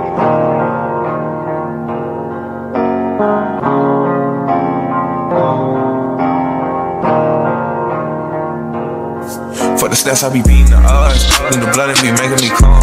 Ride the turret just like I'm Saddam. I'ma blow it just like I'm a bomb. I'ma leave it. My rectum. Sisters, talk to any woman I've ever dated. Go to high school, go to college, go to the school district of Philadelphia, go throughout the world. Is there any sister I've ever dated who can tell you I asked them to put their fingers in my rectum? You were the throat goat. That's it. You were the throat goat. Why are you making up these lies? I'm willing to take a lie detector test with her. I'm willing to go to Kansas City, Kansas, and take a lie detector test. I'm willing to go to Kansas City, Missouri, and take a lie detector test. And I want the lie detector technician to ask 10 questions. Did he want you to have his baby? Did he want to marry you? Did he want you to have his baby? Did he masturbate in front of you? Did he do drugs in front of you? Did he hit you raw? Did he go down on your funky, sardine, rat-infested, smelling like the worst fish tank never cleaned? Did he go down on you?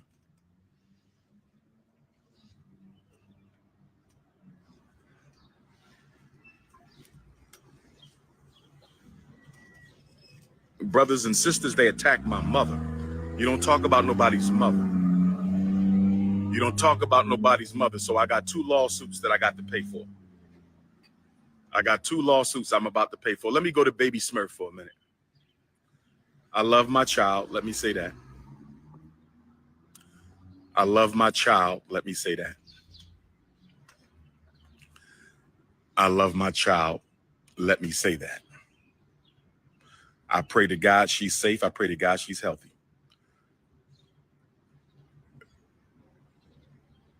Baby Smurf has my number. She is not blocked. She can text me anytime. She can call me anytime. She has a mother with a house. I have a cousin of mine who invited her to come and stay with her. Baby Smurf don't want a place to stay. Baby Smurf has places to stay. And I pray my daughter is as well. I pray she's well. But I need y'all to understand something. If she want her father's help, she can have her father's help. If she want her mother's help, I think she can have her mother's help. I've had relatives reach out to her. She don't want to be helped. She loves the attention that she gets on the struggle streams. She's called me out my name. She's disrespected me, but she's still my child. She's not honest about a lot of things. She knows why I wasn't there. She knows her mother kept me out of her life, so she's very dishonest. She told somebody on an interview this morning or yesterday that I wasn't there when she was born. Complete lie. I'm the first person to hold her after the white doctor. Complete lie. I'm the first person to hold her after the white doctor. I had her more than her mother had her first 5 years of her life. But if she wants to lie, she can keep on lying.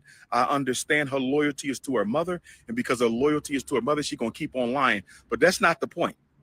I just want all y'all to know that if my daughter ever reaches out to me, I'm here for her. So what you see her doing is all intentional. It's strategic. She's very intelligent. She knows exactly what she's doing. And I think she knows. And I pray my baby is safe. But I think she knows that if she gets help, She can't act crazy on the internet no more. Because guess what? My help is going to come with conditions. You're going to get your ass somewhere and sit down. Read a book. Get off the damn internet for a minute. Let's get you enrolled in some classes at the Community College of Philadelphia. Let's get you enrolled in some classes at the Community College of Philadelphia. Let's get you enrolled in some classes at the Community College of Philadelphia. Let's get you at the Thaddeus Stevens College of Technology. You want to do some plumbing, some architect, some auto mechanic. Let's find you a summer job. Can we start with a summer job? I will help my daughter, but it's going to come with conditions. But what you're not going to do is keep on disrespecting me repeatedly over and over. We're not doing that. Good to see you, young king. Good to see you, man. All right, brother. That's going to have to stop. But brothers and sisters, I just wanted to go live to clear the air. I came on here to say more than what I said, but my mind is all over the place. They sent social services to my mother's house the other day, brothers and sisters. The Kansas City Throat Goat and Rainbow Bunny Pastor Bussy sent the social services. They were there twice this week.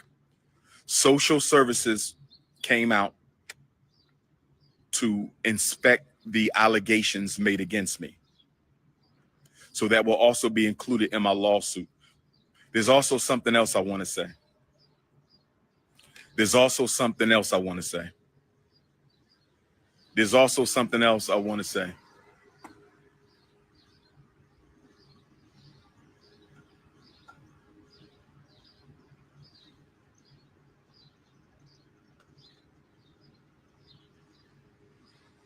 Somebody trying to pull up on the prince.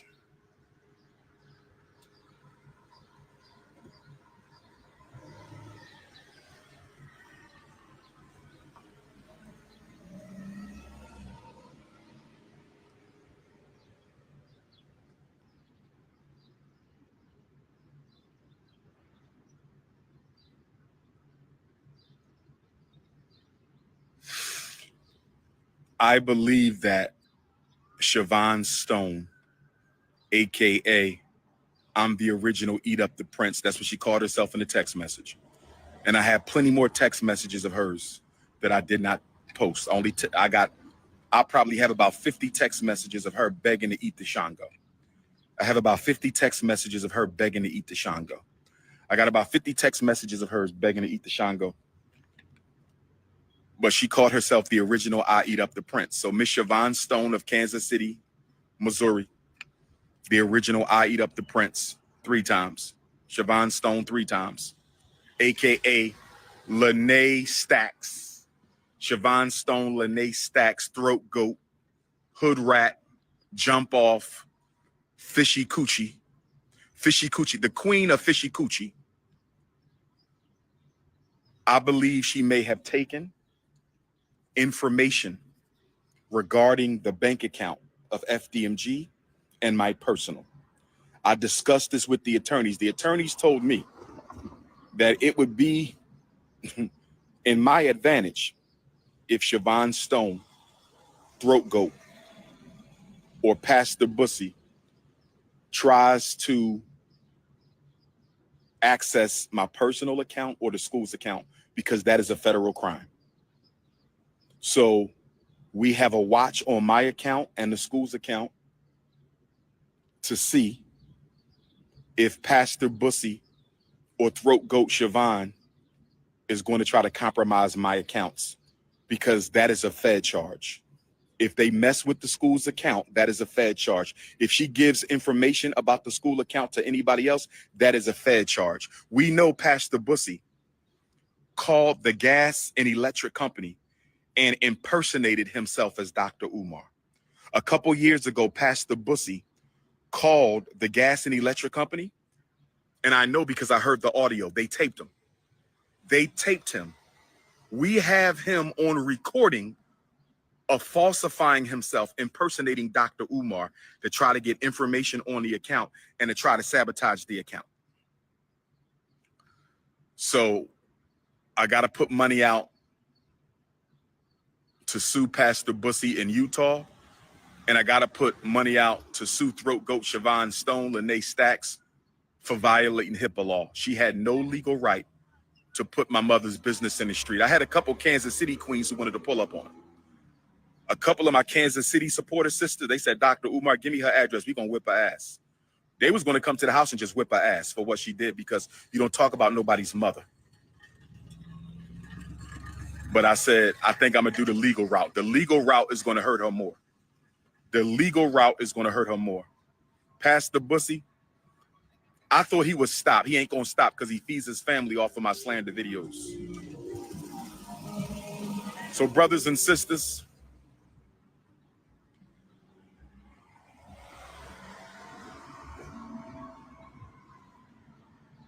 I just want to declare the air. I don't know how 3 throat goat sessions turned into a 2.5-year relationship. Brothers and sisters, she's counting from the date they hosted the event all the way up to now. She's including all of that as a relationship. She told people that me and her was on the phone for hours. Talk to my women. My Ifa Tunde queens will tell you he don't talk on the phone. I don't like talking on the phone because I talk for a living. I don't want to talk on the phone. I was never on the phone with her for no hours. What is she talking about? She fabricated this whole thing. And why? Because I cut her off. You didn't take good care of my mother, so I cut you off. Move on. You got paid. Move on. You got paid. What's the problem?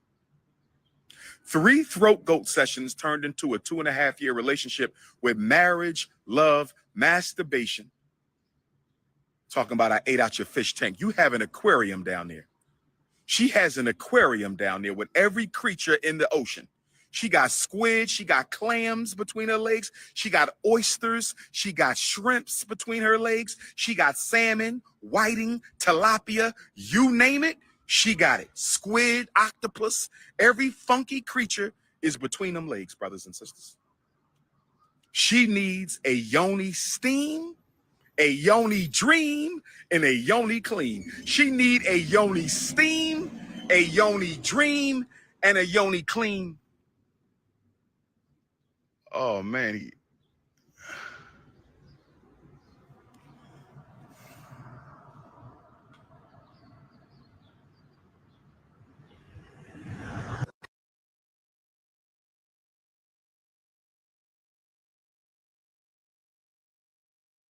in with the prince. Sister Stacy, tap in with the prince. Going once, going twice. Where you at?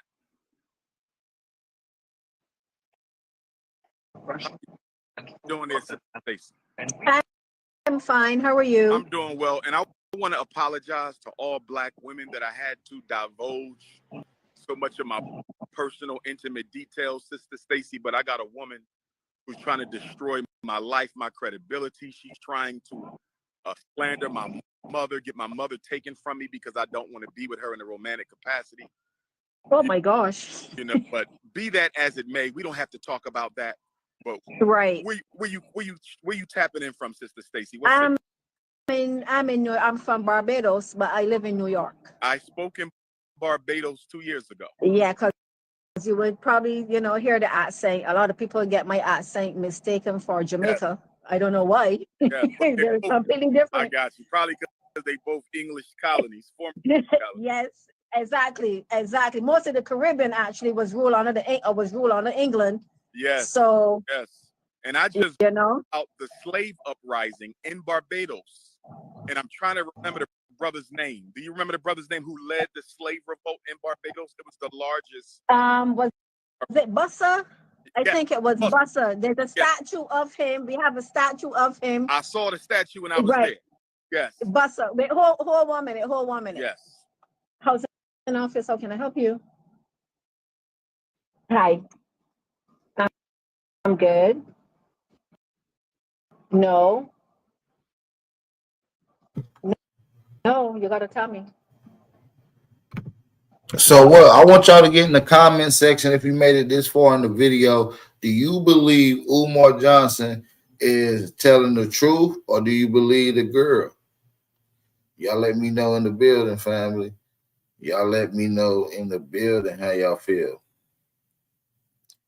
All right, I want y'all to hit that like button, thumb up the video, and support the channel, man. We got more to get into. I'm gonna finish up this live with Umar, then we're gonna jump into the yes, next topic. yes, Andrew. How can I help you? Okay.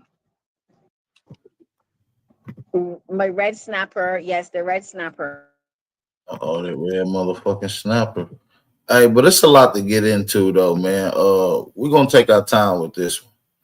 We're gonna take our time with this one. Shout out to everybody in the building. If you're new to the channel, it's your brother Aboriginal Power. Make sure y'all support the channel, y'all. Dang, support the movement, family. Y'all supposed to support the movement. All right, shout out to everybody in the building. If you're still in here with me, man, drop those fire emojis. And about this time of the live stream, we always like for you guys to drop your city and your state. Let me know where y'all from. Let's get a quick roll call. And y'all already know the vibes. For those that's been equipped and following this channel and been waiting on the merch, new merch is available. Go to the description box, click the link of the t-shirt spring, and shop, man. Go get y'all some new merch. Let's get back into this live stream.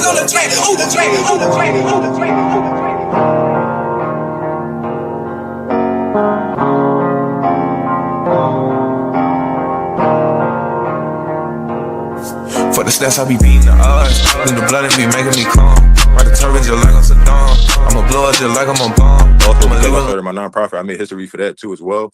But I wanted to learn, being in an all Afrocentric school my whole life, learning about the Nuguzo Saba, learning about my art, learning about how to pour libations, learning about how to play the African drums and things like that. That the core values of authentic Afrocentric African culture, going to like Martin Luther King gravesite, Harriet Tubman gravesite, Frederick Douglass gravesite, going to Africa, doing service action projects and things like that.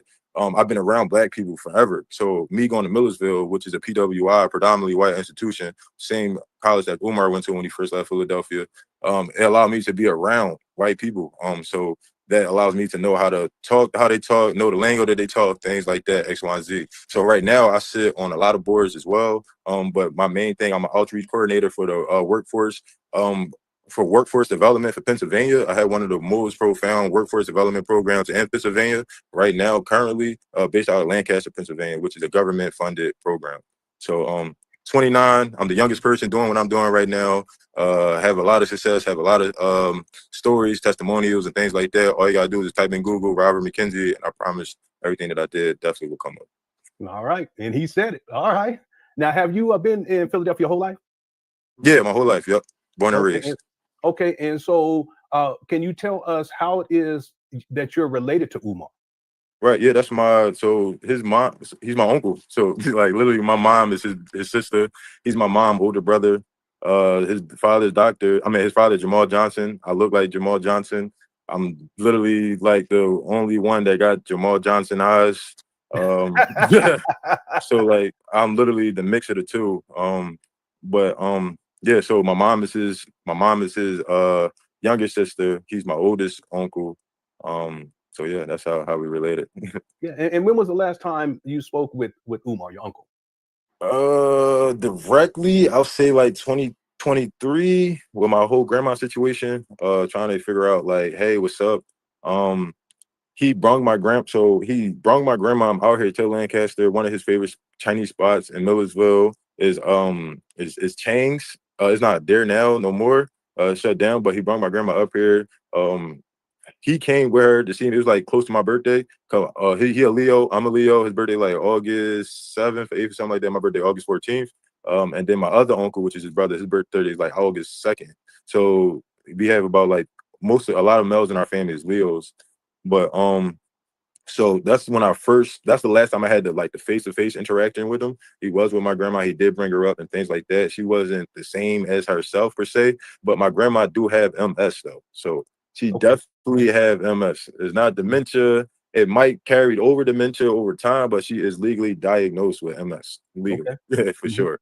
And that's why she have that ramp in her house. Because when you have MS, your body tends to not have the same abilities or the strength to carry yourself the same way. So like that handicap wheelchair accessible, her whole house is wheelchair accessible because of MS, not dementia. Dementia don't have nothing to do with your accessibilities at all. But so she definitely have MS and her whole house is that. But so he was a caretaker for that. I didn't. I'll say that was like 2022. When he brought her up to Lancaster, PA, for her to come and have lunch with us and things like that. Like I said, Umar definitely loved to have his lunch, so that was definitely what the situation was. She wasn't herself. Well, she was herself, but not fully herself, because MS tends you to like forget and things like that. But the next time after that was on a live, per se. Well, no, just texting him. I was texting him like, hey, this is what's going on within the family. Like, your brothers is going through this, family going through that, just regular stuff. Sometimes he was like, dang, nephew, I'm sorry you had to go through that. And that's after, like I said, after we see my grandma and stuff like that. So I thought he was like on a good accord. And then later down the line, I'll say like 2023, that's when my uncles, which is his brothers, and my aunts, which is his sisters, was like, hey, yeah, we trying to see our mom and things like that. So, and I was the only person at that time in the family that had direct connection to him, because obviously, like, him to feature me, because he see me as his next kin too as well. But the thing with him that kind of look at me sideways a little bit is that I didn't graduate college. Like, I dropped out of Millersville. So like, it kind of like, I guess, rubbed him the wrong way. And he thought that in some situations I probably was going to derail to something else, but it definitely didn't happen. And I have a brother too as well. We Irish twins, which means we 10 months apart. And he went to jail for life for murder type situation. So we are we went to the same. Umar put us same as much. Umar was involved in my life the same way he was involved in his. So like, he put us in. He handpicked the schools he wanted us to go to. My brother took a different route. I just stuck to the same route. But so after that, so people was hitting me up like, hey, can you just reach out to Umar, saying like, hey, we just want to see our mom, X, Y, and Z, things like that. I started noticing like he didn't want to entertain those conversations. So one time he went live, and then and I just literally, he went live, and he was in Philadelphia at the time, and I was in Philly at the time, and I was just like, hey, like, I've been trying to reach out to you, the family reaching out to me, trying to see what's up with my grandma. And this is what Umar, I know he's gonna hate when he see this, but is me, my siblings. So I have one brother and two sisters, and we call my grandma Barbara Shoemaker, which is my grandma's name. We call her Goon Goon. Okay. Goon Goon. Goon. He used to make fun, because we called her that since we was born, because we didn't know how to say grandma. So we said Goon Goon. And as growing up, he was like, yeah, I don't know how y'all gave her that nickname. Like, that is just crazy. Goon Goon, Goon Goon. Like, just how he talk and stuff like that. So when we say that, he know specifically what kids is coming from within the family. So like, I'm asking him like, hey, what's up with Goon Goon? And he like, nothing. So when he went live, and I was like, hey, Uncle Umar. I always say Uncle Umar, because I always give respect every time. Always Uncle Umar. Hey, what's up, Uncle Umar? What's up with Goon Goon? Never said nothing in the live, never replied in the live, nothing. I go back to his page, like at the end of the live, I couldn't find his page no more. He blocked you. He blocked me. Right. So in my head, I'm like, so you blocked me for asking about my grandma now. So now this is kind of strange now, because now I didn't do nothing. Like, I know, and what the lady was saying prior to, like, yeah, Umar said don't say nothing about like family and stuff like that. They can't come, which is a reason why though. Like, it was things that she was saying that like was loopholes that made it makes like she kind of told on herself in a lot of situations, in that a lot. Like if you know somebody grandma, well, she's not gonna think grandma, but if you know somebody mom is doing bad, which is, she said, brothers and sisters, and you know she's living in a trifling environment, why wouldn't the brothers and sisters try to reach out or try to pop up? That's just common sense. You know she's living in a bad situation. Naturally, you're gonna be like, okay, like she said, where's the family? But he told you don't interact with the family. So you're keeping her in this nasty, toxic environment. And the family is reaching out, but you're obeying Umar orders. I see what you're saying. So you are playing devil's advocate. So like, do you want her to get out of it, or you want her to stay in it? Either way, you don't want to do either one would make you accomplish. You just want to, my name Bennett, I'm not in it, but you ain't doing nothing but hurting my grandma in the end. So even if you don't want to reach out to the family, reach out to the agent community, the elderly agent of politics or whatever, so they can get involved and say like, okay, this is not sanitary, this is not this is not that, X, Y, and Z. And that's why I was like, hey, I called, like, there's at the screen door of my grandma's house is ripped down. I ripped it down because it's a like a fire safety barricade type screen door, and then it's the actual door, and the door is a metal door, and that metal door is a fire safety door. Because when you have a housing authority at home, the doors had to be a certain material because of the safety measures that had to go into the fire and things like that. And then it was a storm door, which is something that had to happen in Philadelphia for the safety of elderly, because those doors is almost unbreakable in certain situations. So the only thing I could do in that situation is rip the screen door down so that I can knock directly on the actual door rather than the screen door. So you actually went up there and knocked on the door? Yeah, I banged on the door, climbed the fence. It's like an empty lot right next to it. Climbed that. Couldn't get in. Waited there for hours, things like that. And then and my uncles too tried. So like my uncles. When was this? When was the last time you went up there to try to see your grandmother? The summer of 2023. Okay. Yep, this is all the summer of 2023. But before that, I tried to 2022, tried all year. Winter came, slowed down. 2023 came, tried again in the summer. So I got connected with so I have a lot of elders in the community too, for sure. Like from the Freedom School movement and things like that, NAACP, all those same type people that Umar is connected to. And they helped me too as well. And they was like, hey, yeah, these are the people to call, people to contact, things like that. And everything just kept getting to a standstill. We found out like to the last person that was the general manager of the CNAs, well, the home health aid company, that person wound up getting fired. So they didn't have a person that I could contact until they hired a new person. And the person that was on her case before, they somehow got fired or quit or something like that. So it was a lot of things that I seen that it was a lot of dead ends because somebody disappeared. So when you say someone, the people who are on her case, because you did mention that you did call the authorities to try to have your. So can you talk about that? When did you do that, and what was the outcome? Right. So yeah, this is all summer 2023. The agent, the elderly, I can't remember the name exactly. It's like the agent and elderly, the people that do the self checks, so that technically, legally, we can't just call cops and just be like, hey, go check on this person. You had to call the agent of the elderly, and you call them, file a complaint, tell them that, hey, my grandma have MS. I'm just concerned none of the family heard from her for a while. My aunt, which is Umar's older sister, Umar do have an older sister. She confirmed and stuff like that. So I had all the family confirm the fact that they did not talk to her, which is about 10, 15 of us. So they did go out and check, but they're not allowed to break in, obviously. So they knocked on the door, things like that, seeing who's there. The home health aide was there, and it was that. And I'm not going to say it was her per se, because I don't know. But if she was there during the summer of 2023, it was definitely her who turned them away and said that she was fine and everything was good, because they can't literally go into the house. And Umar he had rights over my grandma, and this is how it really all started too. Because what happened was my family had Umar. So my grandma had a second husband outside of Jamal. Yes. Right. So when she got dealt with her second husband outside Jamal, I don't want to drop names because then it might cause extra stuff. But she had a second husband. And he's the one. They had a son, right? Yeah, and they had a son. Yep. And that's my youngest uncle. Right. He's the youngest out of all my uncles. So me and him is really close in age. So I'm 29, he probably like 35, 34. So we're very close in age. So we grew up together, literally.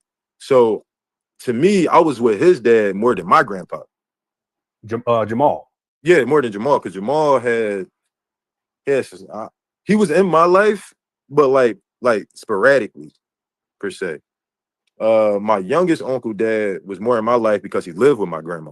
So he was there every day. So like I was a grandma's boy. Like I go to the thrift store with my grandma. I pick our favorite numbers out. I go to the scratch off. She let me scratch her scratch offs off. Bless you. Yeah. Thank you. Yeah. So like this is personal. Like as far as like my grandma go, everything outside of that, hey, that man gotta take that up with a lie in my eye. But so like I knew her personally. Like, I was the grandson that like picked her clothes out for her to buy, or she bought clothes for me that she felt like I would look good in and stuff like that. So like we had a very, very, very, very strong connection. But so I was over their house all the time, every day. So I was connected. And then her second husband worked at my elementary school, which is John Marshall. So he worked in my elementary school as special ed. But Umar and the family didn't really like that because like they felt like he wasn't doing my grandma right.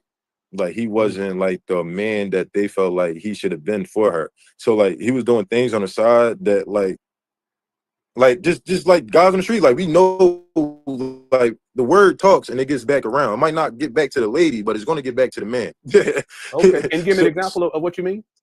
So like just flirting with other women, interacting with other women, having work relationships with women, things like that. That they wasn't really fun upon, or a lot of people in my family, like a lot of all my uncles say, like, yeah, Goon Goon, which is my grandma, Barbara, she was like the lucky, she was in North Philly, like all the guys knew her as just like a horseshoe. Like she just played the lottery, she just played whatever she had to play, and she went. Okay. And she wins. Like that's all she does. She know how to read the numbers, she's know how to play the scratch offs, and that's what got me into it. And they felt like he connected himself to her for that because somebody told her second husband in the community, like, hey, you need to be connected with her because she's going to help you get out of the situation that you in. Meaning who needs to be connected to her? Her second husband. I got you. Okay. Yeah, her second husband. Because what happened was, because obviously she was married to my grandpa, which is Jamal Johnson. Jamal Johnson got married to his wife that played for the first woman. She was the first woman to be a scoring champion at Penn State, first black woman to be top scorer in Penn State. So he left my grandma to be with her, but left my grandma, and they had twins and stuff like that, which are my aunts too. Those are my aunts, the twins, and a bunch of other, but and left her with the boys and all the other kids and stuff like that. But so they definitely felt some animosity against my grandpa for sure. So like all like barber kids hate Jamal. just because of that. Just because of that. So the fact that my grandma was with her second husband my whole life, so I'm 29, so 29 years at least. And he was doing the things that he was doing. A lot of people said that he was doing drugs. Her second husband was doing drugs. She was doing things that wasn't being holistic. And as my grandma is, she don't do drugs. Like the lady said, she don't smoke. She don't drink. She don't do nothing. Her only bad thing she did per se was gamble, but she won. so it was like she really wasn't like she was good, and she was my grandma, I'm 6'2", every man in my family over 6 feet. My grandma is like 5'10", my grandpa like 6 foot. She's a nice black brolic predominant woman. Like she don't really, the way that I know my grandma, and then she was saying like, oh, she probably been touched before, things like that. No, my grandma is like one of them down to south women. Like you not doing none of this to me. My grandma is a clown. She will curse you out. And I'm talking about when I was a kid. This is like 15 years ago. Like me at 12 years old, 15 years old, my grandma cursing people, like cursing crackheads out in Philly. Like, hey, what the fuck is wrong with you? Get away from me. Like just literally cursing, making jokes, literally like a whole, like a personality for sure.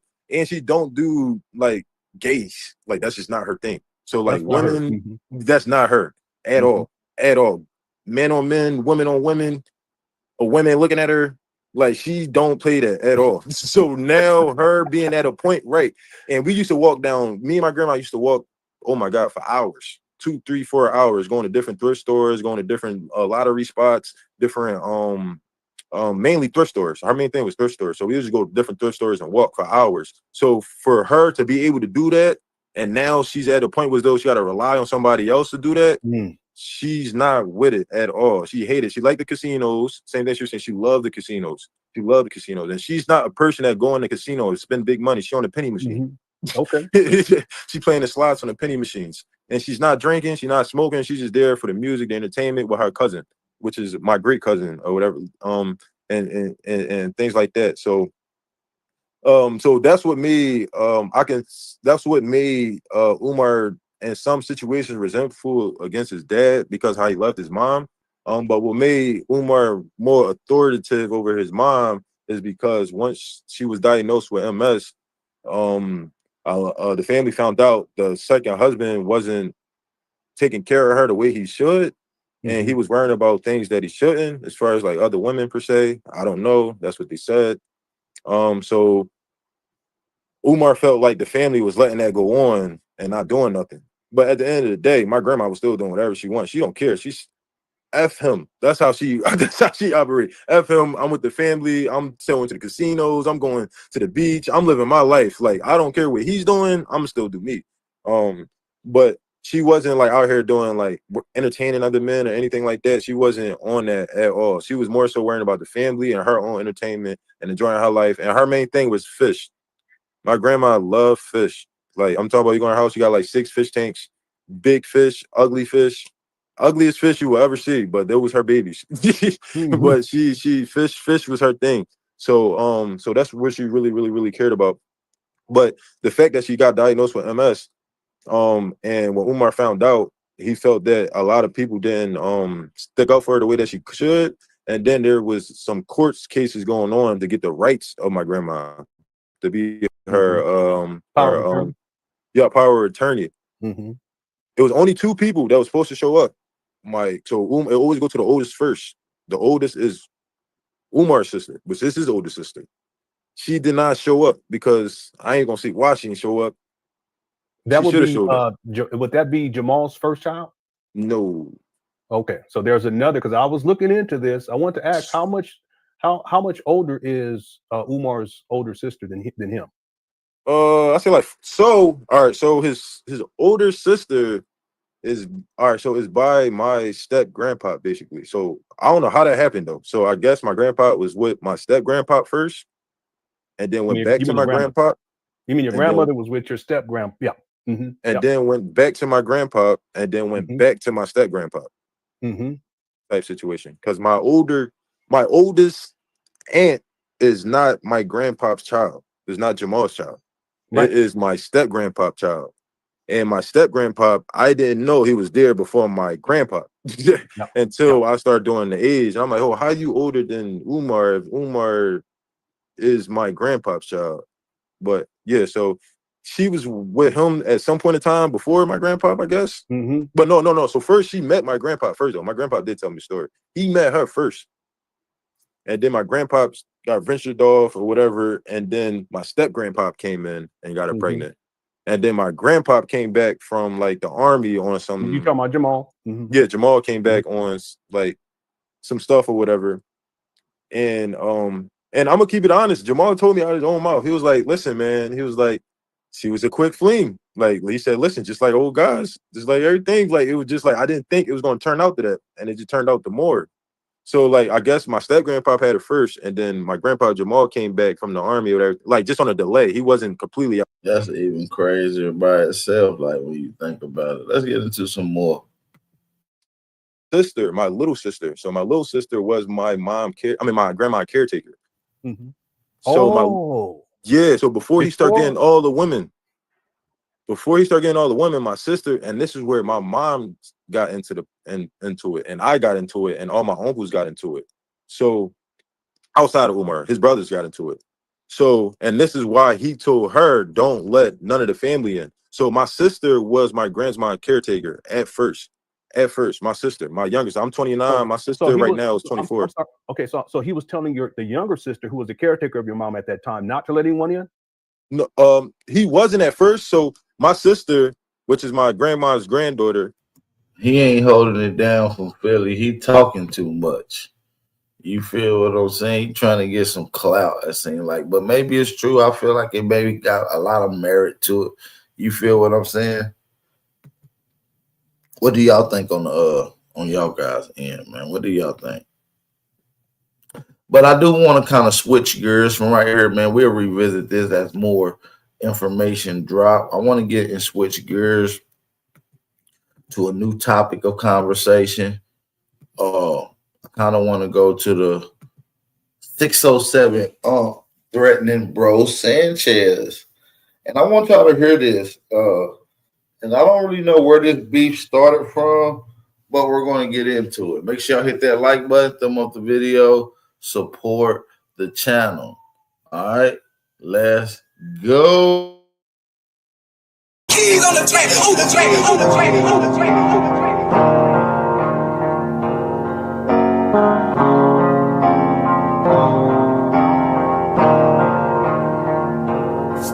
the stats, I be beating the odds.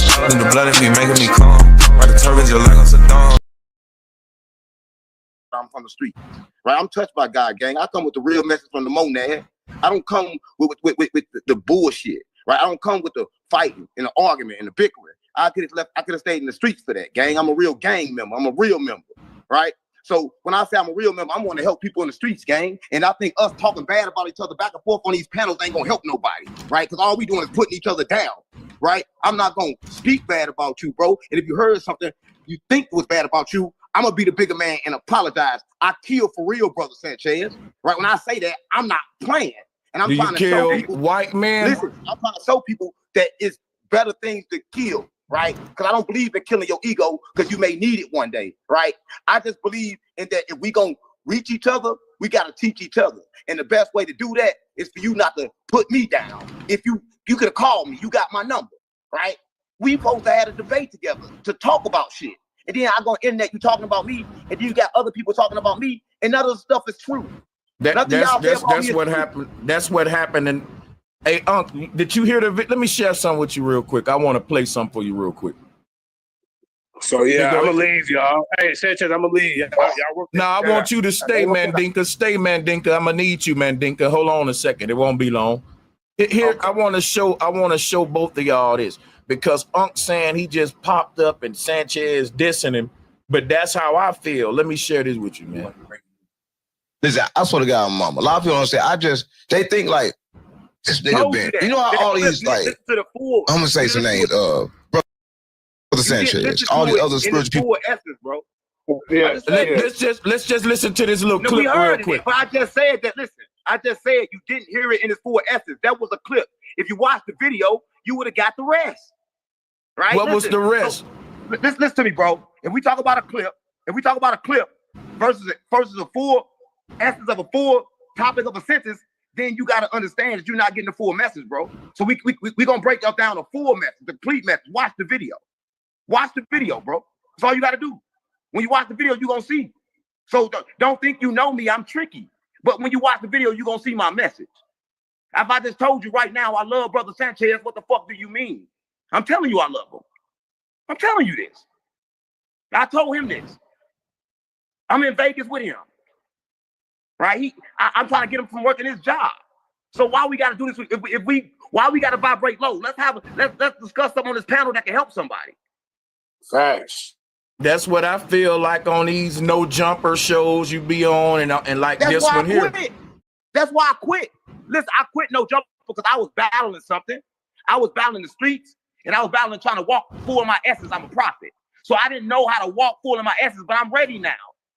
Right? I didn't know how to be ready, bro. I'm a real killer. So I didn't know how to get ready, but I quit that shit. So I can spend full time trying to help people and help myself. So I don't want to do this.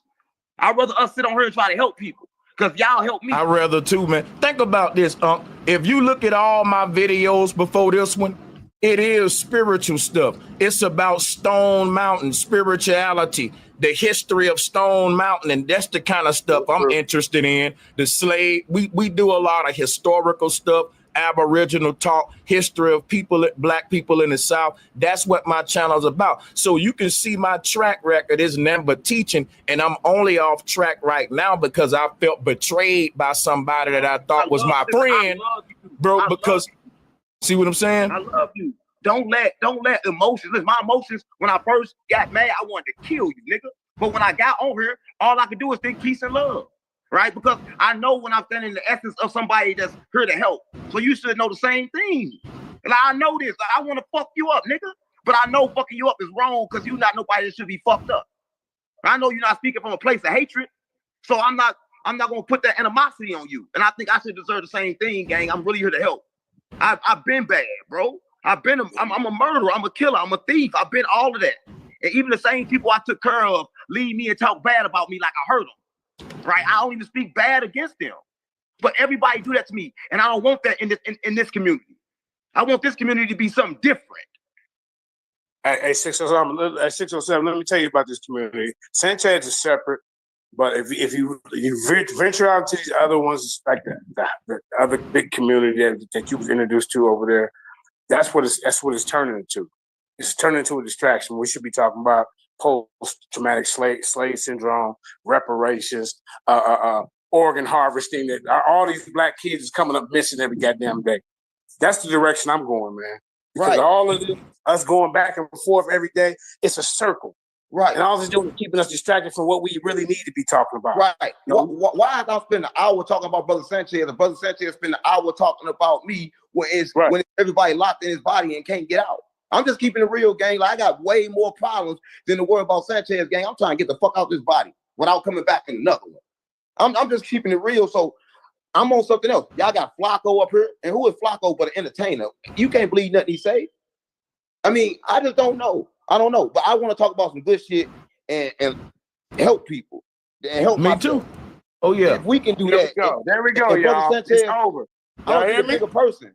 Brother Sanchez, if you took that clip, I want to ask Mandinka a quick question. What do you mean by you can't play with everybody? Can you let me know what brotherhood you a part of, man? Listen, some people don't listen. Like me, to me, right? Listen, I'm gonna use myself for example. I decided to play. I go on the streets, and they say I play, but I risk my life every time. They tell me don't play with the streets because they'll kill you. I've proven that to be untrue because I sit around, I sit in love, and they never touch me, but they act like they want to. So I can play with anybody because I'm spiritual. Ain't nothing gonna happen to me because I got a bigger message. But they can't but they can't play back with you or respond to anything. Listen, I get it. Listen, that's what I mean by that. You can't come against me when I haven't came against you. Look, I'm like this. This is how I am. If we talking, we cool, we good. But if you spiritual and I'm spiritual, don't come attack me. Because I'm gonna attack you, and I ain't gonna attack you with no physical, with no spiritual shit. Because I feel like you just gotta be the devil then. If you attacking me, before I attack you. That's how I felt when I saw this video clip, and you told me.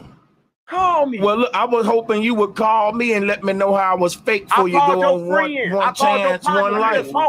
That's what y'all do, man. From now on, listen, brothers. Y'all call each other, man. Well, I've been trying to call you and straighten this shit out before it even got. You talk, didn't we? Yeah, we talked. You get on the phone, kept saying you was busy. No, that was you saying you was busy. I ain't never kept saying he was busy. Remember he said he wouldn't talk to me? I said I want to meet a person. Nah, bro. You don't lie, bro. Hey, I gotta get out here. We was talking. You know how to get in touch with me, but it's all good. You know what I'm gonna tell you? What I'm gonna do? You know what I'm gonna do? I'm gonna just move on from this and get back in my bag, teaching my shit, man. You can if you feel a certain. I don't lie to you still, bro. Yeah, and guess what, bro? I ain't even to the people watching this video. I don't even know how long I'm keeping this up, man. Cause guess what, bro? I'm been going diss me all he want, and this ain't cause I'm. Hey, but check this out. This cause quit saying that, bro. I don't even diss. I'm a killer. This is what I'm saying right here. That. If you go on any platform in the future, you can say whatever you want about me, bro. I'm not even responding to it, man. When people come to my channel, they gonna see good vibes, teachings, and all that. But salute to you, man. Why would I come and say I love you if you say that? I love you too, brother. And bro. Hey, love all of y'all brothers. And hey, man, bro, this is not. I'm a love-filled brother, and I just was confused, but it's all good, man. Dude called my phone. Listen, hold on, Sanchez. Listen, he called my phone. He told me this. He said, you can talk to Sanchez, but he's busy. I said, I want to do it in person. He said he want to do it online. I said, I don't want to do no shit online. I want to do it in person. Tell him I'm in Vegas. He was calling my phone. He said, I'm in Texas. We can do content. I said, I'm busy. I can't do content with you. This on my son, cuz I don't lie. I said, call him right now on the phone. And every time he never called you. I don't have your number. Bro, Sanchez was busy, bro. I text bro, and he said he gonna set it up when we can. So why you say I was lying then? I didn't say he was lying. He said no. I didn't say shit. I'm talking now. My fault. I apologize. I'm telling you, this man was busy. This man couldn't get on the phone. Next thing we know, we get a video clip. He called me. He say, hey man, made a video about me. I done set the whole debate up with y'all. I'm thinking everything cool. Now I feel crazy because I'm telling him. He making the video because he know I'll fuck him up in debate for real. Sanchez, I'll fuck Sanchez up in the debate for real. He know that. Bro, I thought this would be the biggest shit for YouTube. That's why Sanchez know. He know. But I'm your teacher, though. I'm your teacher. No, set You it know up. I will turn you up, Sanchez. But I'm your teacher, my brother. It's all good. Man, Sanchez, I will turn you down, teacher or not. Hey, there go the magic words, man. Okay. What's the date? We can set it up. We can set it up. Teacher or not, man. We can set it up, man. Set it. All right, no, right now, so everybody can hear. Y'all gonna Set the play on date. the back thing. Set the date. But I ain't gonna lie though. Cool. Hey, so listen, the debate, everybody, is I'm telling people don't go into the light upon death. I'm telling people that you are the light and you need to die with no fears. You can go wherever you want to go. You can't tell it. That's the same thing. Then that ain't good. Yeah. That's what I mean. Okay, so again, we ain't even got a debate. See that? See what I'm saying? Boom. We got to come with something else. We then trying to get some. Hey, we trying to get some content, gang. Anyway, August 1st, man, y'all come up. It's Sir Drop drunk ass in the background for me. This nigga hilarious. See that? See what I'm saying? We got to come with something else. We then trying to get some.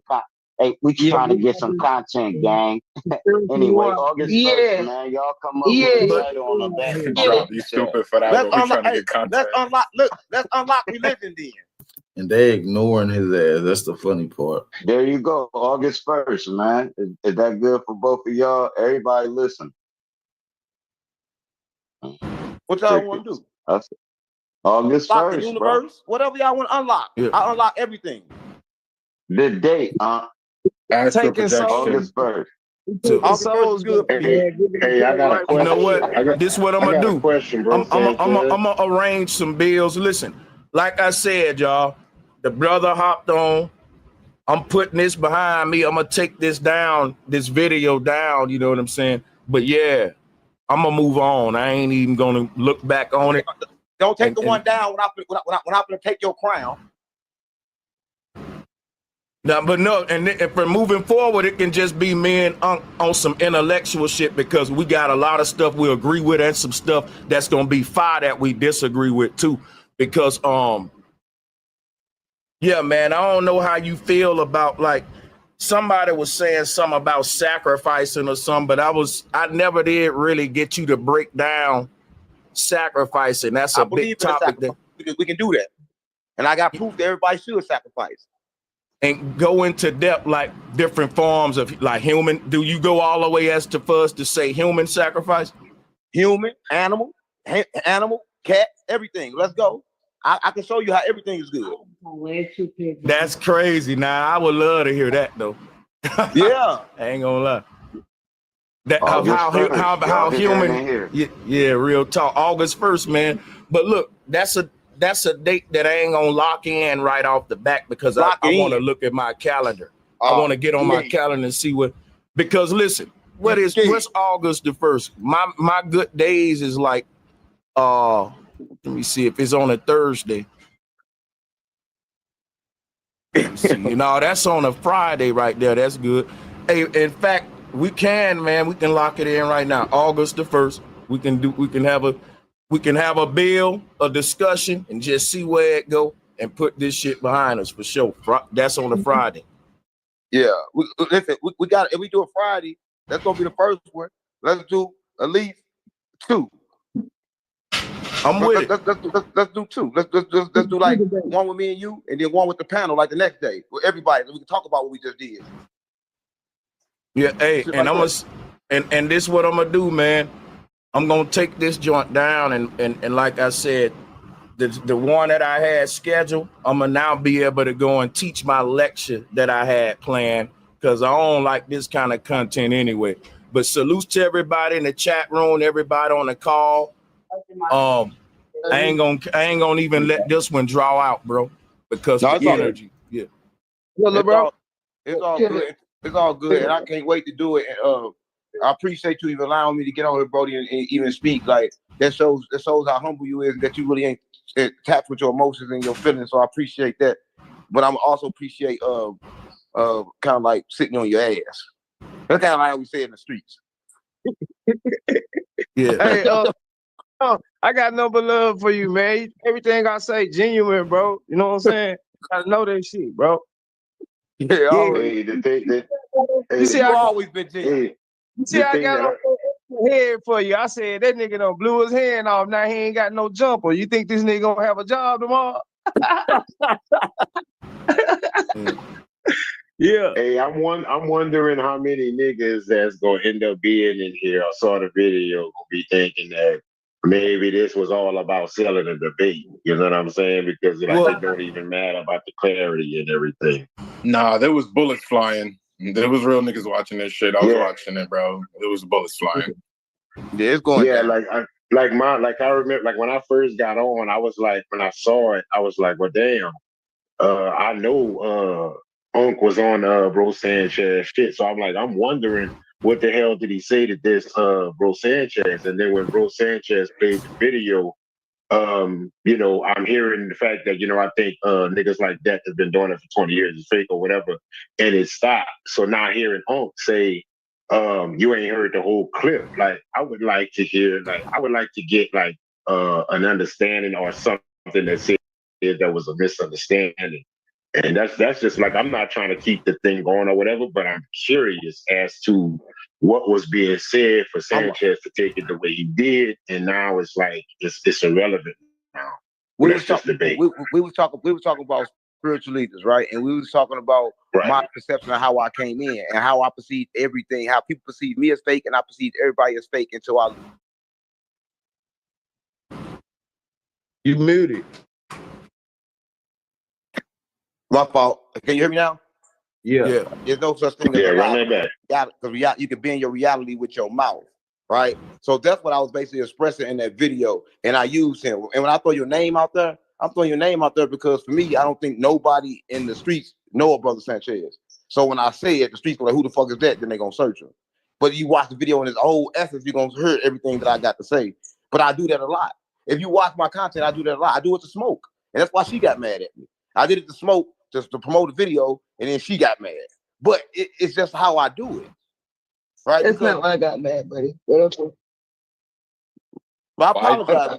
I'm not in it. I'm not in it. Keep it. I apologize, Smoke. I apologize. But listen, I hide the message, and Brother Sanchez don't like how I hide the message inside the bullshit. But the streets, all they used to is the bullshit. So I gotta put the message in the bullshit. And Jesus did the same thing. Everybody did the same thing. The message was always hidden in the bullshit.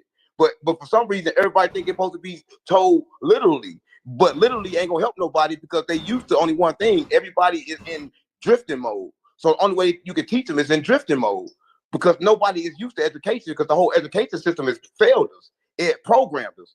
So when a person tries to listen or try to learn something, it becomes hard. So I don't use that route, right? And then a lot of people don't understand my route. I use the shock value to teach, which is different. Hey, let me ask you this.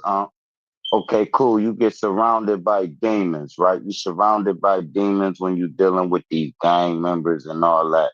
Is it still possible to be an angel, or do you got to go into demon mode yourself and tap into that spirit just to deal with them? Let me tell you, right? So in order to be understand, you got to be able to travel from 3D to 4D to 5D reality. So I travel to 3D reality, but with a 5D conscious.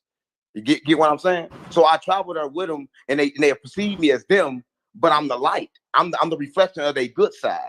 So I walk with them, but I'm totally opposite of them when I walk with them, right? And that's the difference. When you see me with them, you know that I'm different because my nails painted. First of all, I had to make sure that I separated myself. So people don't understand that, right? I made sure that you know I'm the oddball, right? And then even when I come to this place, it's a spiritual place, I'm not accepted. I'm meant to be in the middle. I'm not meant to be on either side, right? So that's why I say that. But no, I don't got to be a demon. But yeah, I got to know how to talk to them and communicate with them. That's about it. But I don't think that's wrong. I think that even in the Bible, it says that I had to portray to be the person I have to save people. Paul said that in the Bible, which was Saul.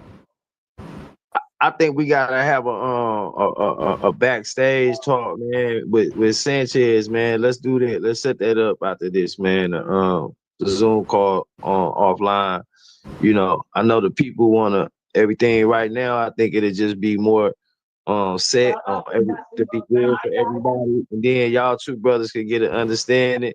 Cause man, you know, both of y'all, I rock with y'all, but I just feel like I did feel a shade of disrespect. Then we couldn't connect to really smooth this shit out too, man. And a lot of shit snowballed. But we could be men and we could talk about this with each other, man, after this. And I think we could come back with something powerful for the people. I don't know how both of y'all feel about that. I think so too. And if y'all can understand that, me personally, I'm different. I'm probably the biggest eyeball in this whole situation. But I promise all y'all, I don't come with no low vibration, no matter what it look like. It looks can be deceiving, and I keep this look on purpose.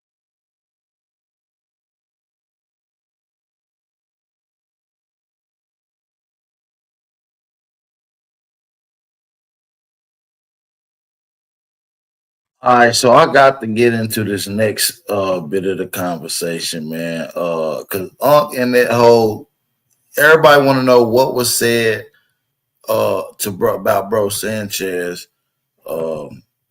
That made. I swear to God, a lot of people don't say. They think like that right this now. nigga been. You know how all these like, I'm gonna say some names. Brother Sanchez. All the other spiritual people, they've been doing this shit for like 20 years, and they like, man, teaching this shit for 20 years. I think that's fake. I think they gotta be fake, right? Because like, listen, I've been doing this shit not that long, gang. I'm getting all this information, and then when I talk to them, they act like I'm something special. Like, come on, gang, y'all got this information 20 years ago. But it's the information they got is poison because they getting it from the book so they can sell it to you. All they did was run around, read a whole lot of shit, and then try to sell it to you. They ain't got it from the source. That's why all the information is the same, right? That's why all the deliverance is the same. And that's why when they hear somebody like me, they say he crazy. But John the Baptist was crazy too. He was a wild man, right? You talking about Saul? He was a motherfucking killer. Oh, you talking about Paul? I'm gonna call him Paul. Same nigga, right? But I'm just keeping it real, right? Like everybody that you think was good was bad first. That's what I'm on. Hey, don't knock my plan over, man. Please. Oh, I can't knock the plan over because yeah. Oh, I could talk to that plan to make a move. This real? This shit fake. This shit fake. This shit, gang. This shit fake. That shit. Listen, that's what they do. Everybody do. Everybody trying to be this fake guy. Everybody take shit and this came from the earth. They're trying to make it into a picture. That's how you know it's like a picture inside of a picture. Hey, the monkeys watching you, bro. Yeah, they always watch me every time. The Neanderthals, every time I go everywhere, when I go to court, they watching you. The judge, that's them. Stop playing on me, that's them. The police, that's them. They monkeys. Every time the police pull you over, just imagine as a monkey. Because that's what they is. When they white, not the black ones. How white people got here? They got created. They was created. You ain't no black people know that? They was created. They was created. Listen, they was created like out of them. They kind of like made them out of them, and the monkeys and shit. A lot of people don't know that. Shout out to the white folks though. Explain the difference from Sophia and the Timmy herbs. All right. Listen, so to explain that, I got to start at the beginning of creation, right? It was the monad, right? And like, he don't create. A lot of people like, damn, it's God, and God create all this shit, right? But the monad, he don't create. He made an attribute. And his attribute was out of love. It was Sophia, right? And this was like love, divine wisdom. Mind you this is divine wisdom. Now, she created on her own. Now, mind you this. To create something, everybody wants about bad and good, but you need negative and positive. Like everything is energy and vibrations. Negative energy is positive energy. So she created without the other energy, without the monad, and she created demerge, like a miscarriage. And it was bad. It was low vibrational. She locked him in a firmament. So when he got locked in his firmament, he created everything else. Everything else you see, he created. The earth, the heavens, the angels, and everything else he created. So all of them is his people. All of them is like broken down in him. Like all of his kids. That's what a lot of people don't know. Keep going. Why you stop? Because that's why I stopped. He asked me what's the difference. That's the difference. The difference is one of them the real God, one of them a fake one. One, you get me? Like what's the difference between like you have one kid, right? Say you got this baby, and then have a kid, then that kid have a kid. That's the difference. Like it's different lines. Everything is mirrored. Like that's why everybody can't get to God because God been mirrored so many times. That's why Jesus came down and said, "Don't look for God up because the birds will get to him before you. Don't look for God down because the fish will get to him before you. You got to find God within. Everybody looking for him without. That's why nobody never find him." So when it come down to religion, what you read any books? Listen, every religious book is fucking real. They true. They just change your perception of it, right? They change the perception and they change the times, and that's all they did, right? But that shit's true. That's how they trick you, because you can't argue with a nigga in the Bible because the fucking Bible is motherfucking true. So how you gonna argue with him? You can't, because everything he says is true. You can't argue with him about Jesus. Everything he says is true. So I don't tell people, look, no, the Bible is true, but it's more to the story. Just don't stop there. I was like, so I ain't gonna go against him. Everything you got is true. You got the truth, but you ain't got all the story. Because like the Bible will stop somewhere, but every time you finish with one book, you gotta go get the sequel, right?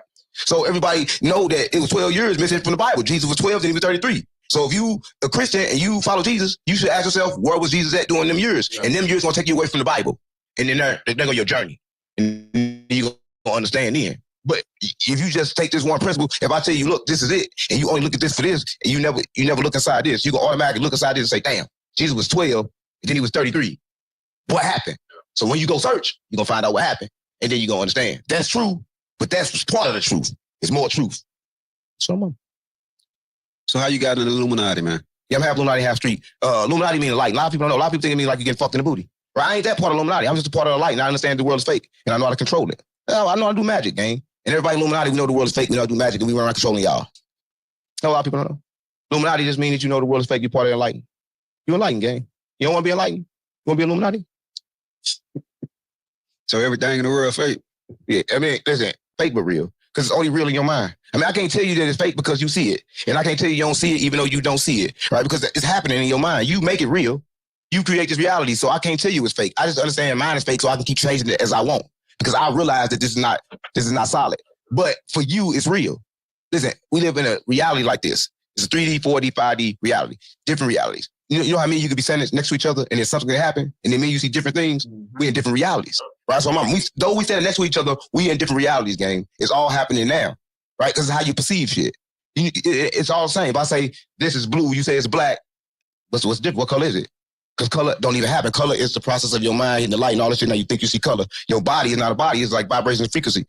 Voice out of voice. Let me tell you how I know. You ever been in a crowded place? A lot of people talking? Right. Close your eyes. All you're going to hear is this. You're not going to hear no voice. Nobody has a voice. So I'm on. Nobody. Yeah, there you go. Sound. Yeah. Sound wave. We're born in the sound wave. But everybody think they have a voice. A lot of people don't know. I heard you was at them Diddy parties, man. Now, I left before 3. He talking about Nelly. Here, I left before 3, gang. Listen, if you leave a Diddy party before 3, you ain't everybody getting fucked in the booty. Right? So I don't want to talk about that because that ain't never happened to me. What the fuck you talk about that for? That shit's strange as shit, gang. I left before 3, so I don't got no dirt to talk about. I can't talk about shit. I left before it went on. You like you want to go. You want to go? Yeah. You like, listen, I heard Diddy and that motherfucker put a nut on his titties. I mean, on his chest. So he threw all them shade shots at obviously Bro Sanchez, and Bro Sanchez didn't take it well. So you already know how that's gonna turn out. But man, hey, we got more to get into later on. But I'm up out of here, man. This your brother Big Aboriginal Power, and this was Aboriginal Power Reacts. Keys on the track, on the track, on the track, on the track, on the track.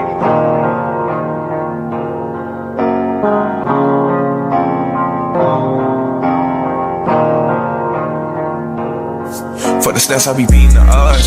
And the blood, it be making me calm. Ride the turbine just like I'm Saddam. I'ma blow it just like I'm a bomb. I'ma leave it